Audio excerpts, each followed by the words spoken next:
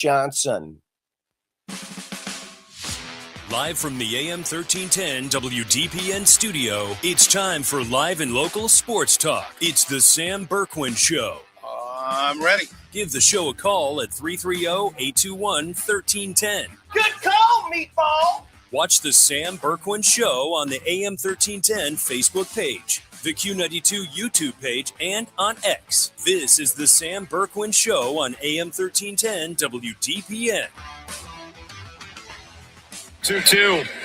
Garcia kicks it a ride. Deep right field. Welcome to the Bronx, Luis. Yankees lead. Burleson has hit another two-run homer. Holy cow. What a night. Jen, there you go. It's way. Gavin Alcantara. A two-run homer. He got to the ballpark an hour before first pitch. Here comes the 0-2. Challenge. Henry Davis. ABS powered by T-Mobile. Ball. Catcher's challenging. Struck him out on a challenge. Raised the Jolly Roger. All right. Hey, how about that? Game last night ending on an ABS challenge. And a good challenge as the Buccos, as you heard them call, raise the Jolly Roger. Welcome into the Sam Bourquin Show, everybody. AM 1310 WDPN. Welcome in. Phone lines are open, 330-821-1310. The text line is open, ready to roll, 330-944-5179. And don't forget, the Q92 Radio YouTube channel, the chat is open, and we are ready for business. Another gorgeous day. You heard Mark Johnson talk about it. Get out and enjoy. But don't forget, take us with you. If you're going a little walk, if you're out in the patio, if you're in the car driving around, click on 1310 WDPN. Good to have you. Sam Bourquin here. Ryan Rainsberg is over here on the other side of the glass. We'll be with you till 6 o'clock tonight. Going to talk a little Guards today. Cleveland Guardians trade deadline activity. Boy, did we have a fun afternoon yesterday. And as luck would have it, we ended the show at 6 o'clock. I picked up my stuff. I went back into the office, looked at my phone at 6:02. Boom, there was another move. And we got Nathaniel Lowe from the Cincinnati Reds. I thought, now, wait a minute. Let me add all this up here. Let's see what we got today. Okay, we got Nathaniel Lowe. We got Joe Adell. We got the pitcher, Foster Griffin. We had a hell of a day. I was ecstatic at the end of the show yesterday, and that was before that they broke the news about getting Nathaniel Lowe from Cincinnati. Now, when's the last time the Cleveland Guardians did anything this significant at the trade deadline? I'll listen and wait. Okay, it's been a long time. And I thought the moves that they made yesterday were like, I don't know, in a Cleveland Guardians kind of way. Perfect. We addressed the needs, right? Got an arm. Got a guy to play first and hit. We got a guy to play right field and hit. We got our bullpen addition a couple of days before that.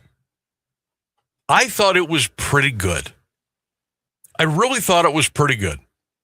Now, there's people on both sides. Oh, well, you know, they could have did this, and this, and they were still cheap because these guys' salaries don't add up to anything. 2 of the 3, their contracts are done at the end of the year. We didn't give up that much, which is true. Everything I just said is true. But the part I liked is we needed another arm in the rotation. We got one. We needed a guy to hit in right field, play defense, and we got one. We needed a guy to play first base, little DH, little left-handed pop, and we got one. And folks, I'm not the director of scouting for the Cleveland Guardians organization. Don't claim to. I don't think we gave up a whole hell of a lot. I think we played that hand really, really well. So shout out to Chris Antonetti and the brass for doing a really nice job yesterday. I'll give the Dolans a little golf clap. Y'all didn't spend hardly any money, but I'll give you a little golf clap because you gave your blessing on the activities on trade deadline day. So that's where I'm at. I'm pretty doggone happy about it. Does this put us over the top? Like to win a World Series? No. Does it put us in contention to win the division? I believe so. And I did some playing around today with the rotation and what the rotation could look like now.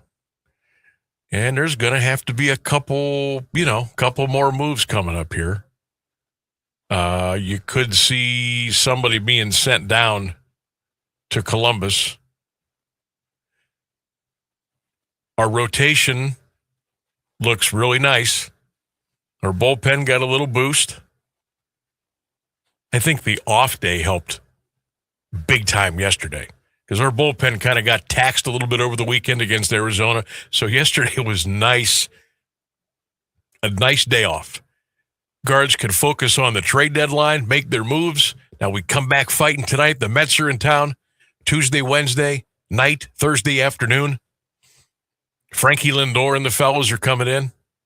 A beaten team, a beaten organization. Good time for them to be coming to Cleveland. And then when the Mets leave town, we pack up and we go to Chicago to take on the White Sox. What a weekend series this could turn out to be. But I don't want to get too far ahead here. You got to play the Mets first. And this is a series where I know it's hard to sweep, and they got major league talent just like we do, but I would certainly love to take these guys to the cleaners the next 3 nights. 3 wins, throw them out of town, and let's go to the Windy City, and let's get some. Okay? That's how I'm feeling after yesterday. I've been rejuvenated. And I think, you know what? I thought about this last night. The Cleveland Guardians, they really had to do what they did yesterday. I think they had to do it. Coming off the weekend against Arizona, the stuff that's always out there about the Dolans, and they don't. It's true. All right, I'm not letting them off the hook now. But that narrative was getting really, really, really loud, and the team was actually booed a couple of times over the weekend on Friday and Saturday. Guardians had to do this. They had to get us reinvested with our fandom, with our emotions. They had to do this. And they did. And I give them credit for that. They could have sat there. But I think they had to do it. I think a lot of people would have said, if they wouldn't have done anything. They would have turned all their attention to the Browns. College football's coming soon. The NFL starts with the preseason game. WNBA team in Cleveland, little bit of excitement there. High school football is going to be cranking up. I think some people would have said, you know what, screw off. If that's how you're going to treat us, I'm out. I think the Guardians had to make those moves. They had to do it for a myriad of reasons. Talent, and to say to the fan base, hey, we hear you. We've been hearing you. Here's what we're going to do. So to that, I applaud them. They had to do it, and they did it. 330-821-1310, 330-821-1310. Mike Voorhees from MLB Guardscast is going to join us at 3:35 today to break down the big trades yesterday. Look forward to the rest of the season. Is now all of a sudden it's become a sprint. Now it's become a sprint. The 162 marathon philosophy is out the window. Now it's a sprint. Looks like Dong Bobbler's all the way in. He checks in on YouTube to say, I just ordered my Nate Lowe jersey. World Series or bust. All right. I half believe him. I half believe you. Yeah, Dong half's Bobbler. fair. I got the lineup for you tonight. I'll share that with you here in a couple of minutes. Starting pitcher and the lineup, 1 through 9 for the Guards as the Mets come in for the first of a 3-game series. And Frankie Lindor's back in town. We'll get to watch him play a little bit. All right. We will also break down the big moves yesterday in MLB. We'll break down the Guards' moves with the Washington Nationals and the Angels. We can tell you that Manzardo and Fry have been optioned to AAA. That happened last night. There will be some more moves today, I'm sure. We'll get right to those. We'll talk about the MLB trade deadline winners and losers coming up. The WNBA has a new team in Cleveland. Got a new logo, got a new team, got a new nickname. The Cleveland Sirens is what they're going to be called. And it looks like it's going to be pretty much a blue, like a royal blue and white color scheme. I've been looking at the logo. I don't see any other like third color, like a little gray or something. It looks pretty much like it's going to be blue and white, but they're going to be called the Cleveland Sirens. You can see that logo right now on the WDPN Facebook page. That is up there. You can also check it out on the Sam Bourquin Show page on Facebook and all of our social media platforms for that matter. What do you think? The Cleveland Sirens. What do you think of the name? What do you think of the logo?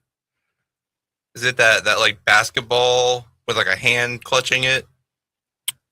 Or is it one that just says Cleveland Sirens with like the It's kind of mermaid on it? Am I not looking at our WDPN X page? No, Facebook page. Facebook page. Not the okay. X page, yeah.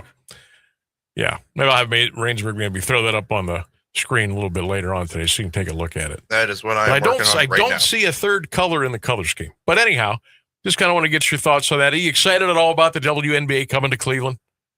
You going to watch it? You pay attention? Do you care? I'm kind of, they've really stepped on themselves here lately a lot. They've kind of embarrassed themselves. But got a team coming to Cleveland, new logo, new name. Just kind of get your thoughts on that today. Also, some guys have signed some pretty big NFL contract extensions today, and we'll get you into that as well. Sammy B's best bet coming up at 4:29. We hit our best bet last night. Oh my goodness, did we hit that last night? Oh man, go us! On this day in sports history, coming up 5:29. Kenny Lofton with one of the greatest catches you will ever see. Part of On This Day in sports history. College football top 25 preseason has been announced for the coaches. Ohio State comes in at number 1. So we'll talk about that as well. Plus, our poll question of the day. We'll get that out there to you right now. What are your thoughts on the Cleveland Guardians' moves yesterday at the trade deadline? What did you make of the trades? What did you make of the moves? Happy? Do you still want more? Do you think it's enough to get us the division? Is it enough to maybe get us to the World Series? What are your thoughts on the trades yesterday made by the Guardians? That's our poll question of the day. Get the comments in right now on the 1310 WDPN Facebook page, X page, the Q92 Radio YouTube channel, in the chat. Let us know. I gave you my thoughts a little bit. We'll go a little bit deeper into that. But I thought it was a pretty good late afternoon, early evening for the Guardians yesterday. We'll take a break. We're coming up on 22 minutes past the hour. This is the Sam Bourquin Show on a just beautiful sun-splashed Tuesday afternoon here in the Carnation City of Alliance, Ohio, and all over the Buckeye State. Stay with us. More to come. 1310 WDPN. AWP Safety, North America's leading traffic safety company, is hiring traffic control flaggers, and they need you. Join AWP as a protector for steady work and an important job keeping people safe. They offer paid training, certification, referral bonuses, and advancement opportunities. To apply, visit jobs.awpsafety.com. That's jobs.awpsafety.com. The 66th Annual Greater Alliance Carnation Festival is underway. Welcome to all. This beloved tradition pays homage to Alliance, known as the Carnation City, and promises an unforgettable experience for everyone. Tour the Haynes House, Mabel Hartzell Home, and the Beach Creek Gardens this week. Rodman Public Library is hosting a used book sale, and enjoy free craft displays, delicious food, and captivating live entertainment during Carnation Days in the park. Immerse yourself in Shakespeare as you like it at the historic Glamorgan Castle, a truly must-see experience. Thursday kicks off the famous Carnation Days in the park. Your pet can join in the fun at the pet show and look to the sky for the beautiful, breathtaking hot air balloons. And mark your calendars for the main event Saturday, August 9th, with the Grand Parade at 11 a.m., marching from State Street to Broadway Avenue. Then head to Silver Park for more fun and a heart-pounding fireworks show that evening. Make lasting memories. Check out all the events at carnationfestival.com. Hi, I'm Kristen Bell. As a mom, I want my kids to have full bellies, big dreams, and all the energy in the world to chase them. That is what I want for all kids. But right now, millions of kids in America are living with hunger. That means too many children are going without the meals they need to thrive. And that's just not okay. But the good news is this is a problem that we can all solve. No Kid Hungry works every day in schools, in communities, and during the summertime to make sure kids have healthy meals all year round. That's why I support No Kid Hungry. So let's do this. Let's give all the kids the chance to grow up healthy and strong. To learn more about ending child hunger in America, go to helpnokidhungry.org today.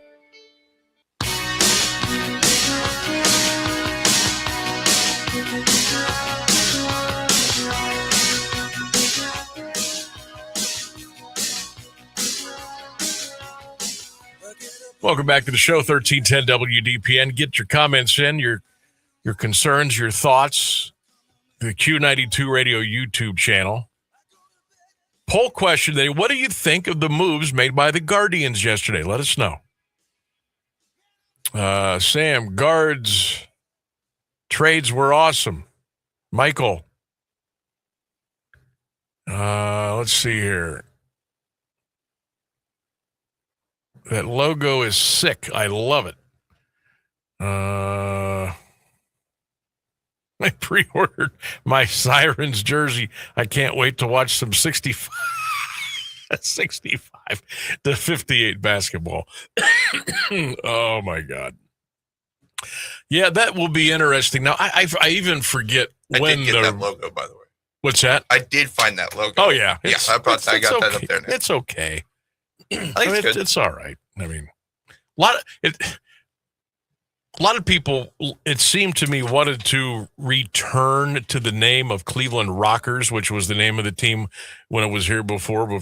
That's awful. And it just, well, the whole thing just didn't work. My brain goes straight to like a rocking chair. Cleveland Rockers. So you didn't think of the Cleveland guitar? Oh no, I get what the connection they're trying to make there, but I don't think it works. See, everybody there's liked a better way. Everybody liked Rockers. Really? They did. They really did. Bad. But then the organization went under and went away, and it was adios. But Dan Gilbert's bringing it back. You know, he paid a $250 million fee to get into the league. There was two teams that came in before, Portland and Toronto. They paid $50 and $75 million. Gilbert paid $250 million to get the Rockers into the WNBA. Jeez. Gosh, I hope it works out. Yeah. I don't know, man. Look, Dan's got a ton of money. He ain't worried about it, so I'm not worried about it. But I don't know. I don't know. I think they start play. What is this? 20? I think the Sirens start in 28. I believe 28 or 29. We'll see how it goes. I don't know if the WNBA and that idiotic, stupid commissioner, if they can figure out a way to quit stepping on themselves. then they may have a nice run. But if they keep going about things the way they are lately, I'm sure you've seen all the posts and watched the interviews and the, if they don't knock that off, then they're done. Oh, Mike says, can Gilbert buy the Guardians? And that's the dream, isn't it? That's the dream. Yeah.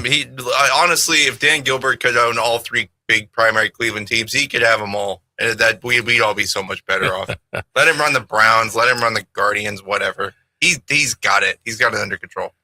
The thing about Dan is he hires the right people to make the decisions, which isn't always the case with some of our teams. But anyhow, look, the Dolphins are not going to fully own the Guardians much longer.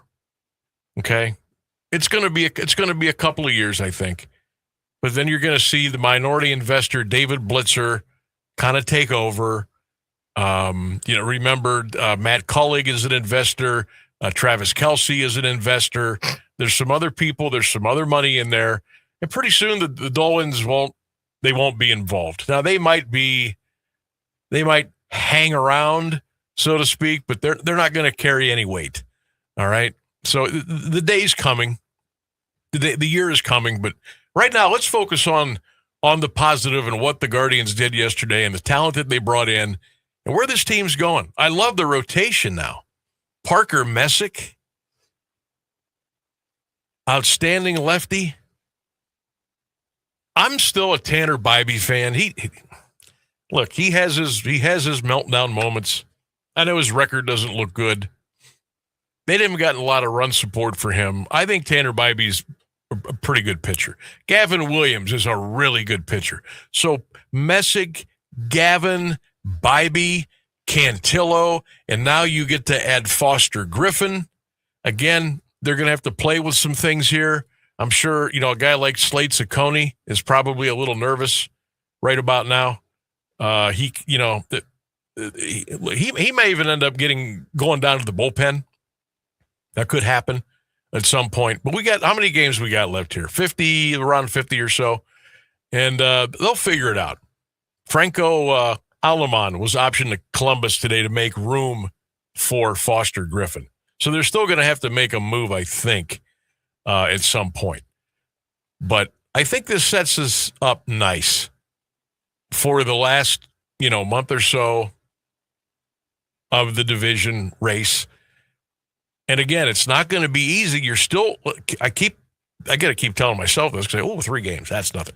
Okay, we're going to have to go on a streak here at some point. Does it have to be 12 in a row? Does it have to be 15 out of 20? No. But we're going to have to go on a little bit of a streak, and the White Sox are going to have to go in the dumper for just a little bit. Also, keep in mind, we still have 6 games left with Chicago. That is where this is all going to be figured out. But at 57 and 56, we're 113 games in. Now it's a sprint, and now we're getting ready to go.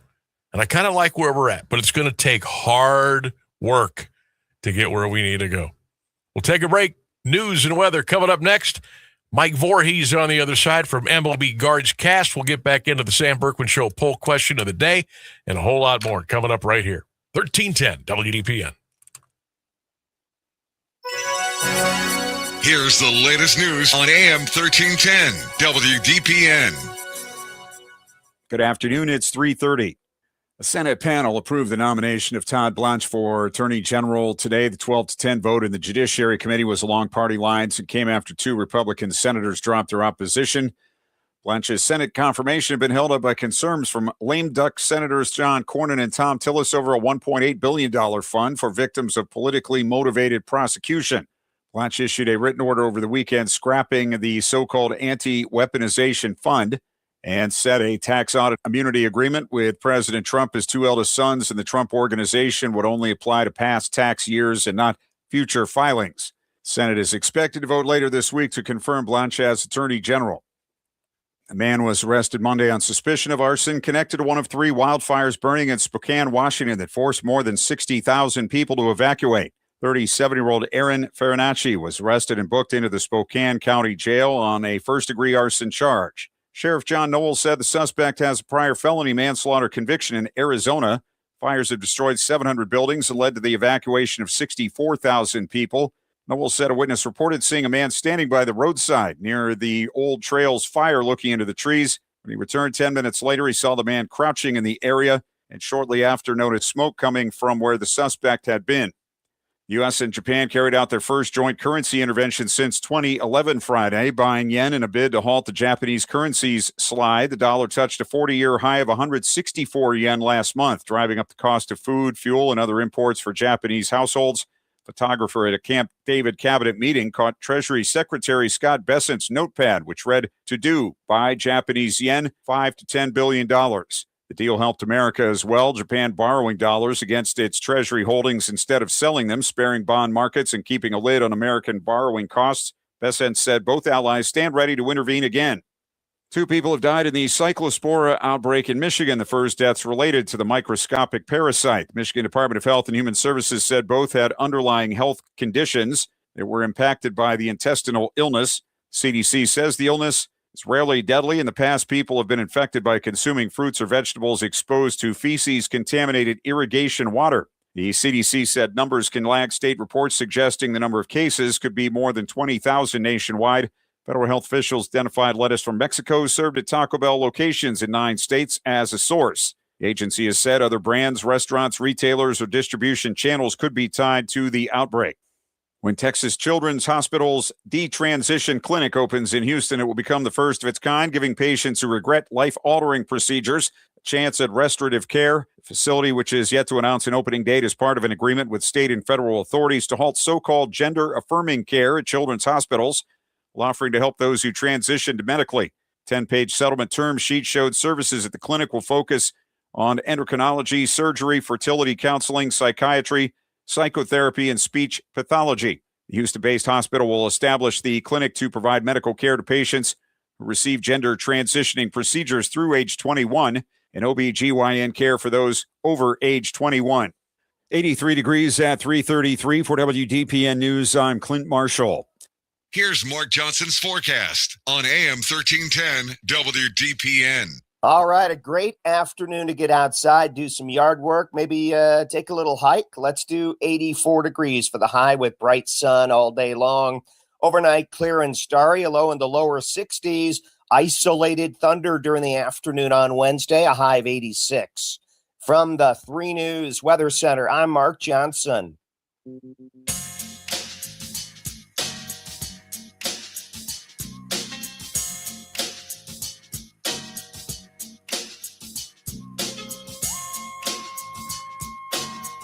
Cleveland Guardians making a lot of moves yesterday. I'm going to set the lineup here for you real quick before we go to Mike Voorhees from MLB Guards Cast. Tonight, center fielder Stephen Kwan. Joe Adell will bat second and be in right field tonight. Your designated hitter will be Chase DeLauder. Rhys Hoskins will be at first tonight. Left fielder Angel Martinez. Then it will be second baseman Travis Bazzana. Gabriel Arias will be at third, followed by the catcher Austin Hedges. Batting ninth will be the shortstop Brian Rocchio, and the starting pitcher tonight will be Joey Cantillo. I know all of you are saying, where's Hosey? Where's Lowe? Okay, there's a left-handed pitcher tonight, so Hoskins is going to play first. And Hosey, I'm not sure what's going on with Hosey. We had a day off yesterday. I don't know.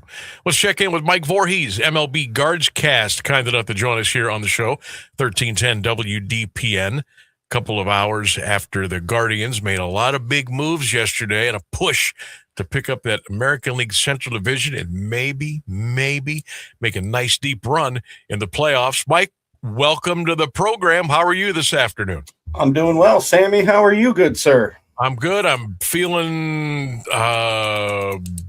energized by what happened yesterday with the Guardians. I like the moves. I think we filled needs with all of the moves that we made. Let's just start with your overall thoughts on the transactions and what the Guardians did yesterday and how you would maybe grade it short term. Well, it was fantastic, in my opinion. Myself and Brian Shaw, we were live during the last hour of the MLB trade deadline. So we were getting live on-air reactions to what the Guards were doing. And Foster Griffin was not on my bingo card, and neither was Nathaniel Lowe. So being able to address the needs that we so desperately need, I agree with what you said earlier, Sammy, is that the front office was listening. They knew that this offense was struggling. We had been shut out. I don't even know. I've lost count how many times we've been shut out this year. And there needed to be a change. So when you're able to get a guy like Joe Adell, who has a 910 OPS against left-handed pitching, when you're able to get a guy like Nathaniel Lowe, who can DH and play first base and mashes right-handers, when you can get a Craig Yoho that allows you to have an extra arm in the bullpen, and then you pick up a guy like a Foster Griffin who you can throw in the rotation, and then come September, you're able to do that 6-man rotation so that everybody's well rested and refreshed as you head into October. I don't know why everybody doesn't have Guardians fever right now. I mean, the Guardians went out, they made some moves. On paper, these are incredible moves. Yes, they still have to play, and we'll see if it messes with the chemistry with the Guardians, but I don't think it will. I'm sad that, we had to send David Fry and Kyle Manzardo down to AAA, but both of them need to figure it out. They have been struggling all season long. So when you're able to bring in a guy now like Joe Adell, who has 16 home runs, he's now our home run leader. So I'm excited. I'm very excited to see him play tonight. I am interested to see what's going on with Hosey, whether they're just giving him an extra day to kind of rest a little bit. I don't know. That's a great question. That one. I don't want to say it worries me, but I'm like, I gave it a little when I looked at the lineup. I knew Lowe wasn't going to be in there because they're not going to go lefty on lefty with him yet. No. If Hoskins keeps stinking up the joint, they might have to start doing that. But I was looking at Hosey going, why not in there? And then I went back and I tried to replay some stuff in my head over the weekend, Friday, Saturday, Sunday against Arizona. I didn't see anything. Check swings or anything that would have been, so we'll see. But that's who they're going to run out there tonight. Mike Voorhees is our guest. Check him out. MLB Guards Cast social media platform. Let's look at the Lowe deal first. We'll kind of work our way backwards here. We give up Alejandro Rivera, right-handed pitcher. You probably know more about these minor league prospects than I do. Just 1-for-1, mano-y-mano. Who wins that trade? Well, obviously the Guardians, because Rivera is a 19-year-old kid. He's 5'10", and from what I've seen, he's only thrown 5 innings of low A baseball. So obviously we knew that Lowe, his contract expires obviously at the end of the year, and I can see Lowe being more of a stopgap to finish the season so that Ralphie Velasquez can take first base when we start 2027. We're talking about this Alejandro Rivera. He did light up the rookie league. He had 70 strikeouts in 48 innings, so that's a little positive there. But boy, 19, holy cow! You never know what's going to happen there. With Lowe, he played in a nice ballpark for him, the Great American Ballpark down in Cincinnati. Progressive plays a little bit more fair, but I still think it's a nice place to put the ball over the wall, and I think he could have some success, especially against some right-handers. The Foster Griffin deal with the Nationals. Now, we gave up a lot of quantity. We gave up 4 to get 1 in return. We gave up Josh Hartle, Will Dion, Vergez, and then Mitchell. I don't think any of those guys, Mike, was in the top 100 in our system. I think we made out pretty good there. Well, I think Josh Hartle was the highest ranked. I think he was 25th on the Guardians top 100, pitching for the Akron Rubber Ducks. I know Mitchell was with the Rubber Ducks as well, and I don't believe he cracked the top 100. The other two, I'm not 100% familiar with. I know that everybody's like, why would you make this trade? Foster Griffin's on an expiring contract. You gave up prospects. This is the Guardians. Foster Griffin can easily sign an extension and be a welcomed addition to the starting rotation. Slade Ciccone has been struggling a little bit. We have Parker Messick, who's young. We have, obviously Gavin and Tanner and Joey. So being able to add some depth, which is something we don't have down at AAA. If you look, the cupboard is almost bare. So you're able to pull a deal for an all-star named Foster Griffin from the Nationals, and he had a couple of great years in Korea ball as well. So I think this was a no-brainer move by the Guardians. They knew that the rotation was a need, and Foster Griffin is a huge get. I was looking at an article with Yahoo. They gave the Guardians an A- on that deal. They gave the Nationals a grade of a C, so I kind of like that a little bit. Mike Voorhees is our guest, MLB Guardcast. Adele, we gave up Cozart, the catching prospect there. Everybody's seen the highlights of him stealing 3 home runs out in right field defensively. He can juice the ball a little bit. He can get it out there. What are we looking for? Is he going to be a guy that, okay, if I'm Stephen Vogt, I'm going to say, hey, let's just say we play 7 games a week. I'm putting the big fella out in right field 5, maybe 6 of those. Would that seem okay? Would that seem right? I think that would be the smart move. I mean, that's why we acquired Joe Adele. Remember, he used to be the number 1 prospect for the Angels. And so he's just been a guy that hasn't really been able to put it all together. And I think a change of scenery for him is going to do really good. I think that the Guardians will move him to center at times to let Quan play left, right field. I mean, Adele can DH at times too. So, yeah, I think Joe Adele is going to be in the lineup at least 5 to 6 days a week. I can't imagine we traded for him just to play against left-handed bats or left-handed pitchers. I'm sorry.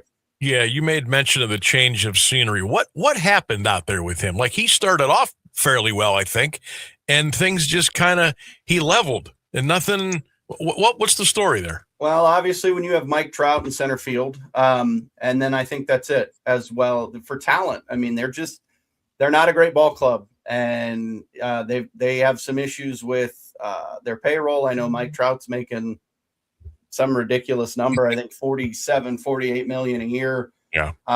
They just haven't been able to get some talent. So I think the Angels were kind of definitely in that seller's mindset for the deadline, getting rid of some guys, trying to start over a little bit. Let's rebuild. Let's try it again.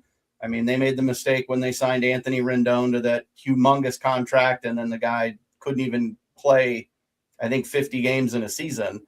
So the Angels, they've had some issues, but yeah, I'm thankful that they were able to trade us Joe Adele, and Cozart's a great prospect. I think he was kind of blocked a little bit with the Guardians.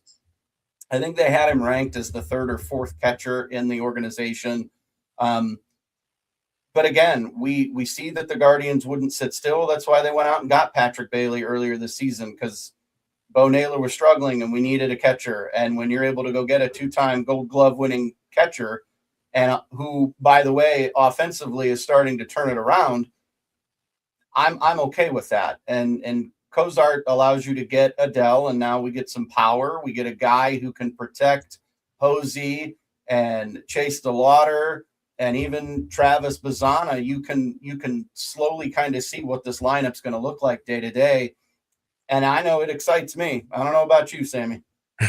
Mike Voorhees is our guest, MLB Guardcast, joining us here on the Sam Bourquin Show, 1310 WDPN. Guards and the Mets, game 1 of a 3-game set tonight, 6:40 first pitch downtown Cleveland at Progressive Field. Tonight, tomorrow night, and then Thursday afternoon. Then we go to Chicago to take on the White Sox this weekend, and we'll get into that discussion here in a couple of minutes. If I put you in charge of the rotation right now, Mike, moving now through the rest of the regular season, what is it going to look like? Do you just plug Griffin in there at the end of the rotation?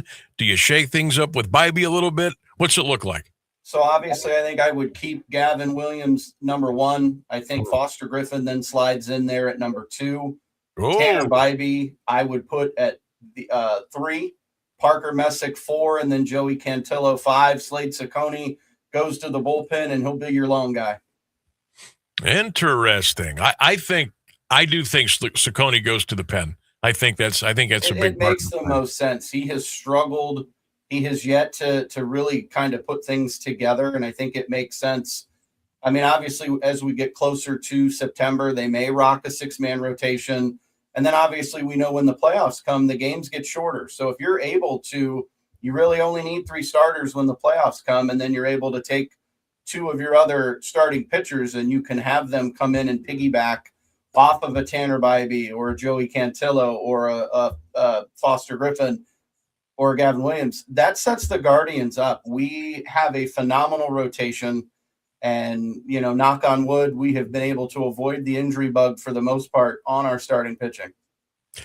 I just saw Fox Sports MLB tweeted out the 2026 World Series odds, and they've put 1, 2, 3, 4, 5, 6, 7, 8, 9. They have 10 teams in their graphic, ranging from the Dodgers at plus 150 all the way to the bottom with the Mariners at plus 2,200. Guardians didn't even get on that list. Again, we have to worry about the division first. Mm-hmm. If we do capture the division and can make our way through, what do you think the odds are that they at least maybe get to the World Series this year? Or is that asking too much with what we still have to work with? I don't think it's asking too much. I mean, the American League this year, it's been a wide open race. There's been a few teams that look like they're better than the rest, with the Tampa Bay Rays. The Yankees look like they could run away with it, and then they've been hit by the injury bug, so they're back to normal. I think the American League, for the most part, is an open race, and now the Guardians have gotten better. And I think folks need to remember, the Guardians still have the easiest remaining schedule left this year. So if we can take 2 out of 3 going forward for the rest of the year, we have 48 games left. And we know the White Sox are eventually they're going to stumble. Yes, they went out, made some moves, but I think they're going to stumble. And I'm not really worried about the Twins as much. We know that the Tigers kind of sold off a little bit, and then the Royals they're not in our rearview mirror. I think the Guardians can easily take the Central. And I think if they're able to do that once we get into the playoffs, I think they're able to make some noise better than we were last year, even when we came back from 15 down to take care of Detroit. We lose to them in the postseason, but this isn't that same team. Guardians are 57 and 56. They're a full 3 behind the White Sox. They are a game in front of Minnesota. They are 2.5 in front of Detroit, but I do expect the Tigers to fade here sooner than later. Just saw a post by Paul Hoynes, the Hall of Fame beat writer, says Jose Ramirez sidelined with soreness in his left hand. That's the hand he had the surgery on, so he will not play tonight. Do we need to read anything else into that? No, I mean, we got to remember he broke his hamate bone, and it usually takes about 8 to 12 weeks for that to fully recover. And in my opinion, I think Jose may have come back a little bit early. I would agree there. So I think having a little bit of soreness is normal for that, as long as it's not something. I think I would worry once if we had to put him on the injured list. Then I would panic. But Jose is Jose. He can sit out a game. It's okay. He'll be back for the next 2, and this will be a no issue by tomorrow. What do you think, Francisco Lindor? What kind of reaction will the fans give him tonight? You know, he's been back here before, obviously, but you know, the Mets are really, really going down the wrong way. And Frankie, I'm not sure he's as happy as he used to be, even with all that cash. What kind of reception do you think he'll get tonight? I think it'll be a 60-40 split. I think 60 cheer, 40 boo. They still blame Frankie for being traded to the Mets. That wasn't Frankie's decision, although he did obviously he wasn't going to sign here long term. Right. I wonder if he regrets it a little bit. We know that he has a great friendship with Jose Ramirez. So I wonder what he's thinking. Obviously, Frankie's kind of on the downside of his career now. So, yeah, I think it'll be a 60-40 split. He'll get some cheers, but he's going to get some boos too, because it's Cleveland and that's what we do. I think Frankie has a lot more regret than we will ever find out. I believe that in my heart. You'd probably have to get him one-on-one at 3:00 in the morning after a pitcher or something and nobody else around. And I think he would say, yeah, I Yeah, I really believe that because, and look, Mike, I was not asking him to take a hometown discount. He shouldn't have had to. Okay. Right. There's only one Jose Ramirez, and thank God he plays with us for us. But I think if the truth serum, I think Frankie has a lot of regrets. I do. Oh, I would agree 100%. And obviously, I think the Mets tried to trade him. I just don't think anybody was willing to take on his contract, even if the Mets were willing to pay, 50% of what his remaining salary was. I am kind of surprised that nobody kind of took a flyer on him and tried to bring him in. A team like the Yankees or, somebody that's had issues in the middle infield. I mean, Frankie's still Frankie. He can hit when he needs to. The defense is still pretty good. But, yeah, the Mets are obviously plummeting in the NL East. They are they'll finish dead last with one of the highest payrolls in baseball. And, it didn't work for Steve Cohen. So he's going to have to figure out what to do for 2027. You spent all that money and you have nothing to show for it. Mike Voorhees is our guest. Check him out, MLB Guardcast. One more before I let you go. Our poll question yesterday was 113 games into the season. What are your opinion? What are your overall thoughts on the job that Stephen Vogt has done? I'll give you the forum here. I was worried before the trade deadline. Obviously, when you get shut out, I think almost back-to-back games, I was a little worried that maybe the team had kind of lost a little bit of confidence in him. He doesn't seem to get fired up. We know that about him. He's a former player, but I loved the actions of Rugi Odor in the rain with the tarp going up and them arguing about the bunt, trying to break up a double or breaking up a perfect game. That is what I want to see Stephen Vogt do. I think that you just need to show that you care. You need to light a fire a little bit. We know that baseball is a long season.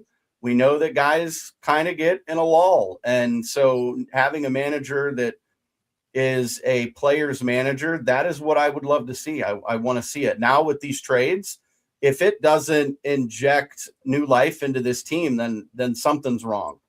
And we may be looking for a different manager if that's the case. But I don't. I think these trades really inject some energy into the city. I think this team is excited now, and they know that the front office, hey, we knew there were some issues. We got you some pieces. Now let's go make Cleveland proud. One more. I lied. I was going to let you go, but you're fine. It's all good, Sammy. Popped into my head. How much longer until the Dolans, you think, kind of relinquish, the majority ownership of this group and let Blitzer and Matt Collig and Travis how much longer do you think until that they no longer are kind of calling all or most of the shots? What's that timeline look like, do you think? I don't think it's that far off. I think that they're going to kind of look at what the next collective bargaining agreement comes. We know that's right around the corner. We definitely don't want to strike, but that's kind of what it's pointing to. I can see Blitzer, and depending on what ESPN does with the TV rights now that they own MLB TV, I think that the time could be pretty soon. I think that he knows it. I think it's something he's been thinking about. And I know that if he were to sell his majority stake, there would be several interested people that could really do some good here in Cleveland with the Guardians. All right. Good stuff. A lot of good stuff there. Mike Voorhees, our guest, MLB Guardcast. Check him out on your social media platforms. Always good to catch up, partner. We'll talk soon, and we'll see how it goes. The fun begins tonight at 6:40 downtown Cleveland. Have a good afternoon. You as well, Sammy. Thanks so much. Go Guards. There he goes. Mike Voorhees, MLB Guardcast. Oh, we're a little bit late. Let's take a break. We'll come back with more of the Sam Bourquin Show, 1310 WDPN. Do you have trouble getting in and out of the bathtub? Are you afraid you'll slip and fall entering or exiting a tub? SafeStep walk-in tubs can transform your bathtub from an area of concern to a calming refuge. Call them today at 1-800-498-2098 and save $1,600. Safe Step walk-in tubs and showers are proudly made in Tennessee and offer an ultra-low step-in, avoiding that difficult climb over a traditional bathtub wall. They also offer a variety of therapeutic benefits that may help soothe your aching muscles and joints, increasing your mobility, boosting your energy, and improving your sleep. Safe Step walk-in tubs are designed to easily fit your existing tub space and are often installed in as little as one day. Just dial 1-800-498-2098 today to save $1,600 and receive a free shower package. That's 1-800-498-2098 for a free no-obligation consultation and to save $1,600. Safe Step walk-in tubs. Safety never felt so good. Music and intelligence for your life. No matter what anybody tells you, words and ideas can change the world. I'm John Tesh, and we couldn't be happier about bringing you intelligence for your life every day. We have a room full of researchers gathering the information and ideas you need to make your life simpler and better, and to make you the smartest person in the room. Join me for Music and Intelligence for Your Life, 10 to 3, Monday through Saturday, only on AM 1310 WDPN. You heard it on the John Tesh Radio Show. For 75 years, the Muscular Dystrophy Association's voices have thundered through the halls of Congress. For 75 years, we've willed the impossible into existence. For 75 years, the MDA community has pushed the science, shifted the narrative, and established the field of neuromuscular medicine. And until that day, when this is all a thing of the past, you couldn't stop us if you tried. Join us and celebrate 75 years of breakthroughs at MDA75.org.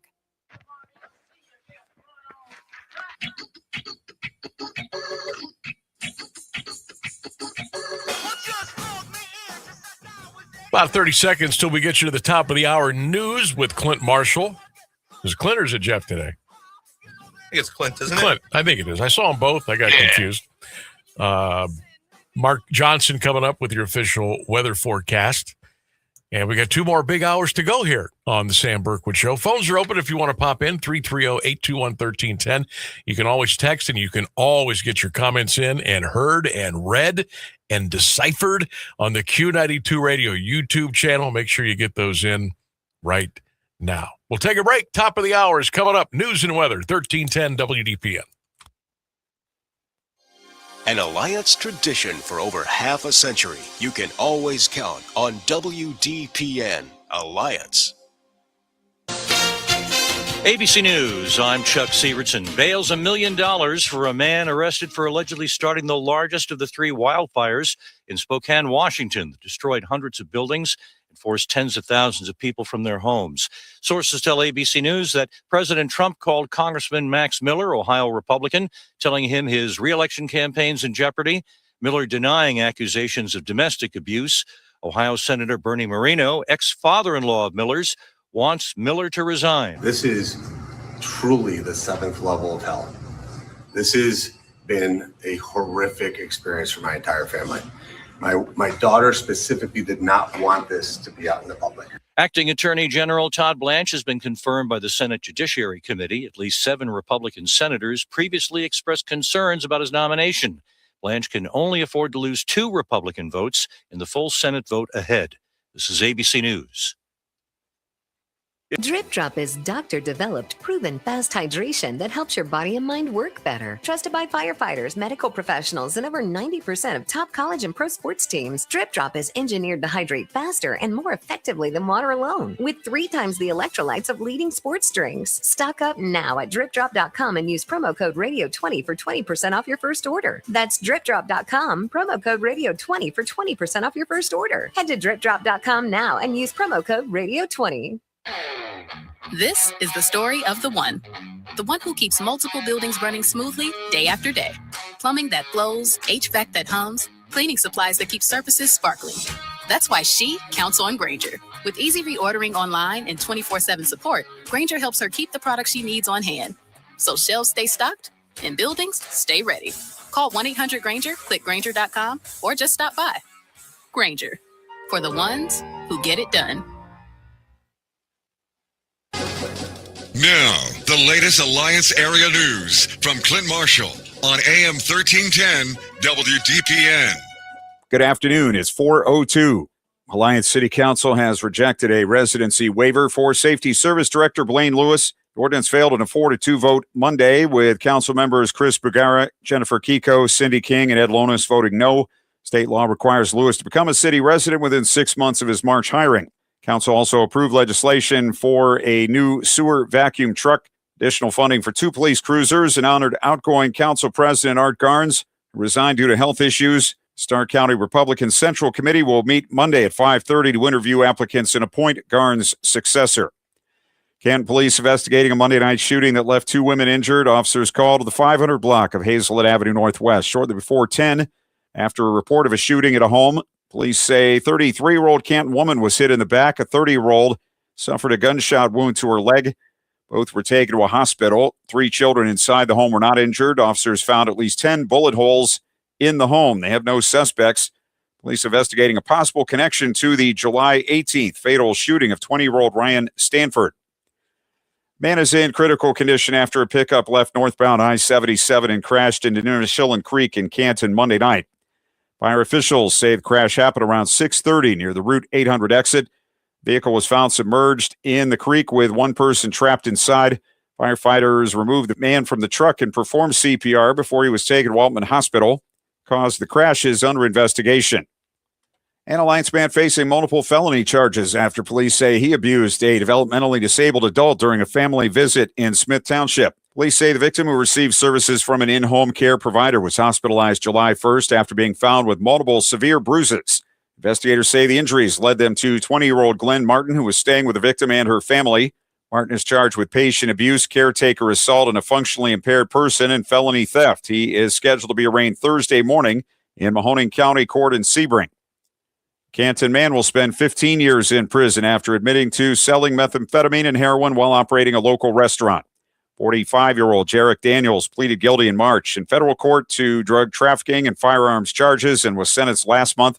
Investigators raided his Navarre Road Southwest home, as well as Food Over Everything in Canton in May 2025. Authorities say they seized 8 pounds of meth, heroin, cocaine, 10 guns, and ammunition. Daniels was also ordered to forfeit the firearms. An Alliance woman has pleaded not guilty after police say she threatened to shoot officers during a standoff. 20-year-old Anasia Lee Cyrus was arrested Saturday night at a home in the 800 block of South Liberty Avenue after a 23-minute standoff. Police allege she had a knife and hammer, claimed she had a gun, and made threats before being taken into custody. She faces charges including aggravated menacing and inducing panic. She was arraigned Monday in municipal court and is due back in court next Monday. The Timken Company raising its 2026 earnings outlook after reporting stronger second quarter results. The Jackson Township-based maker of engineered bearings and industrial motion products says sales reached $1.25 billion, up 7.5% from a year ago. Timken reported adjusted earnings of $1.83 per share, citing sales growth in both of its business segments. Company expects full-year adjusted earnings of between $6.05 and $6.35 per share. Metallus reporting strong second quarter results. The Canton-based steelmaker posted net sales up 11% from the first quarter to more than $341 million, and net income of $8.9 million, up from $5.4 million in the previous quarter and $3.7 million a year earlier. Officials say the gains were driven by increased shipments, improved pricing, and product mix. Metallus also reported a healthy order book and says it expects profits to continue improving throughout 2026. Massillon City Council has approved zoning rules controlling where data centers can be built. Monday's 7-1 vote requires future data centers to be located in heavy industrial areas and at least 400 feet from residential districts. The Independent reports developers must also show they have enough utility capacity and meet noise requirements before construction. Akron man who pleaded guilty to drug charges in Portage County Court sentenced to 8 to 12 years in prison. 34-year-old DeAndre Justice pleaded guilty to aggravated trafficking in meth and possession of a fentanyl-related compound 1 day before his trial. An alert by a K-9 with the Portage Aggressive Crime Enforcement Unit during a traffic stop on I-76 last May led to a search that uncovered 171 grams of methamphetamine, over 8 grams of fentanyl, and 12 grams of cocaine. Justice, who was a pastor in the vehicle, admitted ownership. Man serving life in prison without parole for a Wellsville murder is lost in appeal. 7th District Court upheld the convictions of 35-year-old Gino Wall. He was convicted of killing 30-year-old Robert Heron of East Liverpool in September 2024 and threatening an eyewitness to the crime. 83 degrees at 4:07. This is the local edition of WDPN News. I'm Clint Marshall. Meteorologist Mark Johnson has the latest forecast on AM 1310 WDPN. Dry weather through your Tuesday afternoon. Will stay sunny for the most part all day long, a high of 84 degrees. Overnight, clear and starry, a great night for stargazing again. Our low 63. From the 3 News Weather Center, I'm Mark Johnson. Live from the AM 1310 WDPN studio, it's time for live and local sports talk. It's the Sam Bourquin Show. I'm ready. Give the show a call at 330-821-1310. Good call, meatball. Watch the Sam Bourquin Show on the AM 1310 Facebook page, the Q92 YouTube page, and on X. This is the Sam Bourquin Show on AM 1310 WDPN. 2-2. Garcia gets it a ride. Deep right field. Welcome to the Bronx, Luis. The Yankees lead. Burleson has hit another 2-run homer. Holy cow. What a night. Jen, there you go. It's way. Kevin Alcantara. A 2-run homer. He got to the ballpark an hour before first pitch. Here comes the 0-2. Challenge. Henry Davis. ABS powered by T-Mobile. Ball. Catcher's challenging. Struck him out on a challenge. Raised the Jolly Rancher.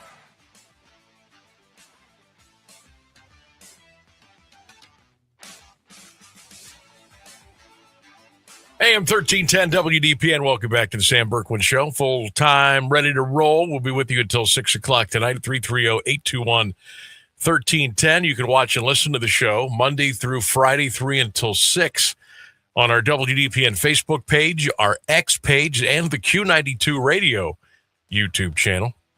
I want to thank Mike Voorhees from MLB Guardcast for joining us and breaking down the trades from yesterday. If you missed it during our conversation, Jose Ramirez is not going to play tonight. He's got some soreness in his left hand. Paul Hoynes reporting this. Now, remember, that's the hand Jose had surgery with a broken hamate bone. So hopefully it's just a little flare-up, a little soreness. And look, if he needs a couple of days off, give it to him, because we're definitely going to need him for the home stretch. Our poll question of the day: what are your thoughts on the Guardians' trades yesterday on the trade deadline afternoon? What did you think of the trades they made yesterday? What's your overall thought? Now that they're done, they've been made, we've had a couple hours to let it soak in. What are your thoughts on the Guardians' trades late yesterday afternoon? That's our poll question of the day. Get those comments in, and we'll rip through them here, and we'll read them. We do have the starting lineup tonight. Quan, Adele, DeLauder, Hoskins, Martinez, Bazana, Arias, Hedges, Rocchio, Cantillo will be the pitcher. Adele is in right field tonight. DeLauder will be the designated hitter. 6:40 first pitch tonight, the Guardians and the Mets at Progressive Field. So I want your thoughts on the Guards' trades yesterday and how you feel moving forward now as we're getting ready for game 114 tonight in downtown Cleveland.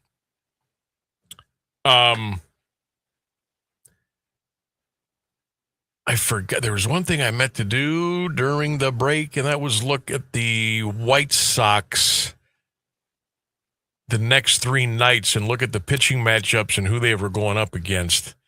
Because it's definitely scoreboard watching time, okay, if you're a Guardians fan. Being 3 behind Chicago in the division, right? Every night's a big night. You pick up a game, you lose a game, you pick up a half, you lose a half. Every game's big now moving forward.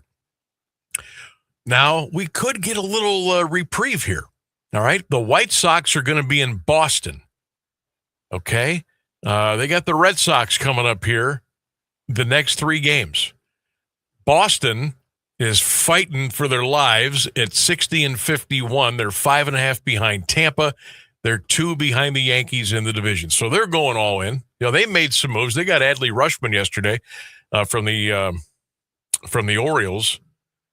So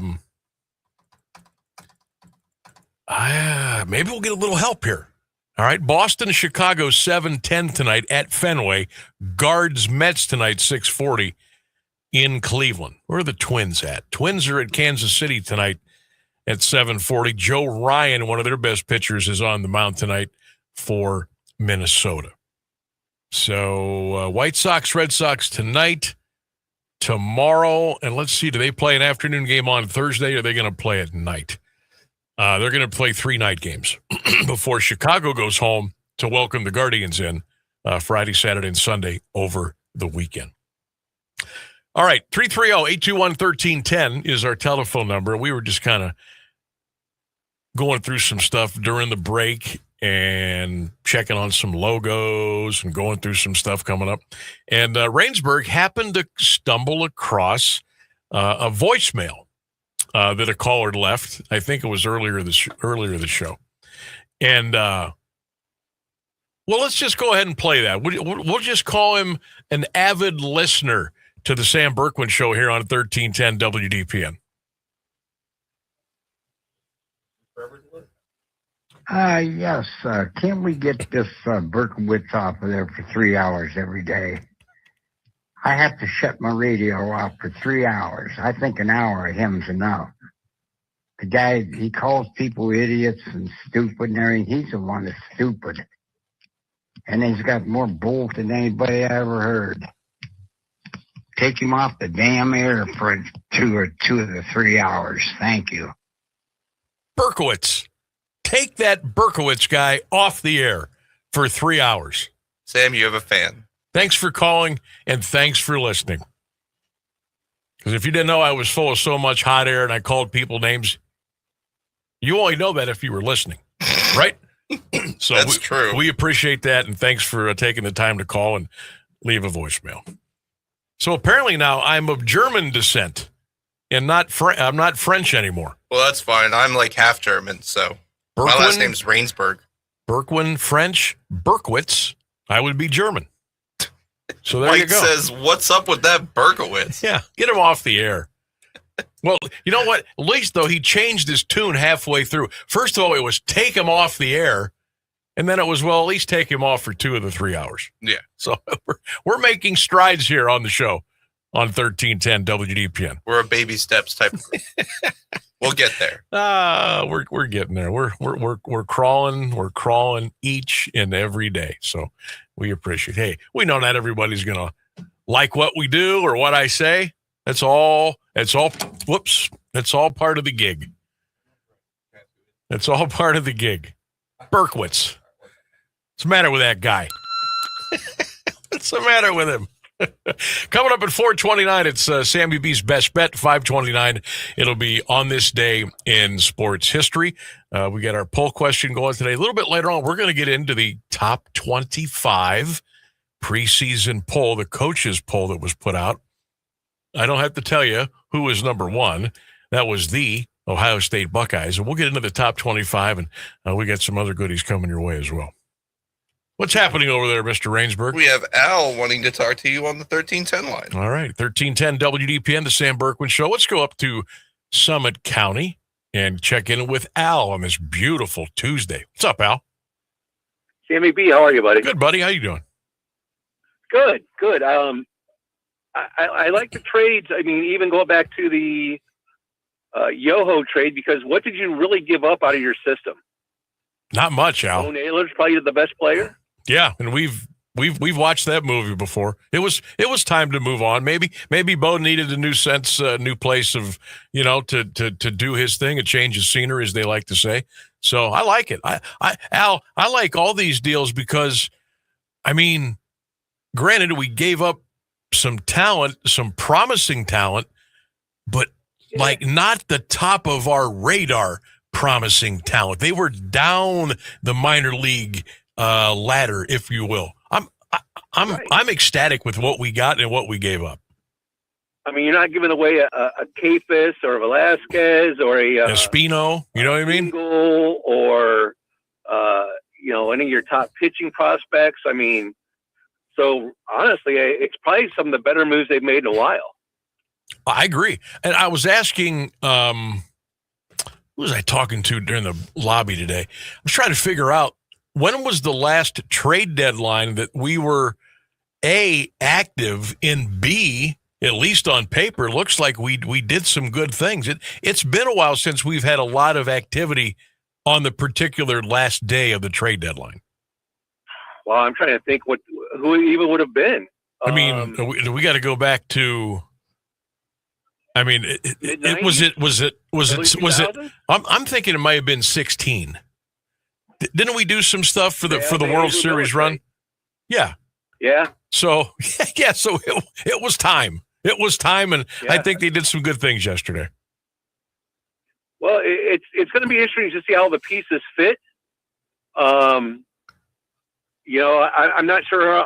Obviously, the lefties had a great year for the Nationals, but he spent 5 years in Japan for a reason. He's 31, so and I get he's a rental, but I just hope that we're not too left-handed strong now, if you will. Yeah, that's why. Well, like tonight, for instance, a lot of people want to see Nathaniel Lowe out there. Well, you're not going to see him out there tonight, going up against the lefty. But and Stephen Vogt loves that lefty-righty thing. He loves the matchup thing. But with Adele and a right-handed stick now, that's going to help. I mean, we were so heavy. We have needed a right-handed banger for so long, whether at first base or in the outfield somewhere. This is going to help, and we got from now until the end of the year to figure this through. We can fall back on the wild card. I think I would certainly love to win the division. So all of a sudden, this has turned in to a sprint instead of a marathon. But they got to figure things out on the fly, and hopefully they're able to do that. Well, that's going to be the big thing is getting it all figured out. And, what are you doing with, I'm assuming, Slade? Does he slot into maybe your 8th inning guy now? I think he is definitely bullpen headed for sure. Well, yeah, but where does he fit? That's the thing that you were just saying. Long relief. Figure out where that piece fits now. Yeah, I'm thinking long relief. And by that, I mean, 3 innings? Something like that, because he usually petered out about the 4th or 5th inning anyway. Well, when's the last time we had a guy that had to go 3 innings, though? Yeah. I mean, it's been get to the 5th, and, this guy throws an inning, this guy throws an inning, and, Cade might throw an inning in a 3rd. Yeah. Al, that's a great point. I believe that if you look at the numbers, it'll tell you. I think our bullpen's a little overworked, to be honest with you. Oh, so 100%. I think I would love to see Stephen Vogt, and I don't think he will. I would love to let these pitchers go into the 7th inning more than he lets them get in there. And whether it's pitch count, whether it's matchups, I think there are that's the only big fault I have with him is I would like to let our starters go a little bit deeper. It's not going to hurt them. It's not going to hurt them to throw another 15 to 17 pitches. That way you can save on your pen a little bit, because you're going to need Herron, you're going to need Sabrowski, you're going to need Smith, and the guys before them, Yoho. I don't want these guys to be worn so thin by the time we get to when the money's on the table. I would like to see him kind of handle that differently. It's a little gassed, to be honest. Oh my gosh, yes, he does. He does. I mean, and Matt Fest, I'm not sure why he's still here. I agree with you too. There's another guy he is walking the proverbial tightrope for sure. Yeah, and Sammy, were you surprised about the Brito thing yesterday? Little bit. I was a little bit. Me too. Yeah. The Guardians kind of stuck that in there on that graphic. It says we've made 2 trades with the Reds. I'm like, oh, what else did we do? And then I saw cash considerations for Brito. Maybe they've seen enough. Maybe what they saw at the big league level, they weren't like blown away with. Maybe they don't think that Brito is going to get to the level they had thought. But yeah, I was a little surprised at that, and that's not getting much talk today, obviously. But yeah, that's a great point. Yeah, I mean, I know they DFA'd him. I think the day before, if I'm not mistaken, to make room on the 40-man, and just a little surprised because that was a name you always heard as one of your top, 10 prospects. Going back a couple years, and I guess now it's the kid at Akron or Columbus, Genoa, and. It's just going to be interesting to see. I mean, think about that roster at Columbus, even, Sam. I mean, yeah. Don't forget about. Look at that lineup. Talent, yeah.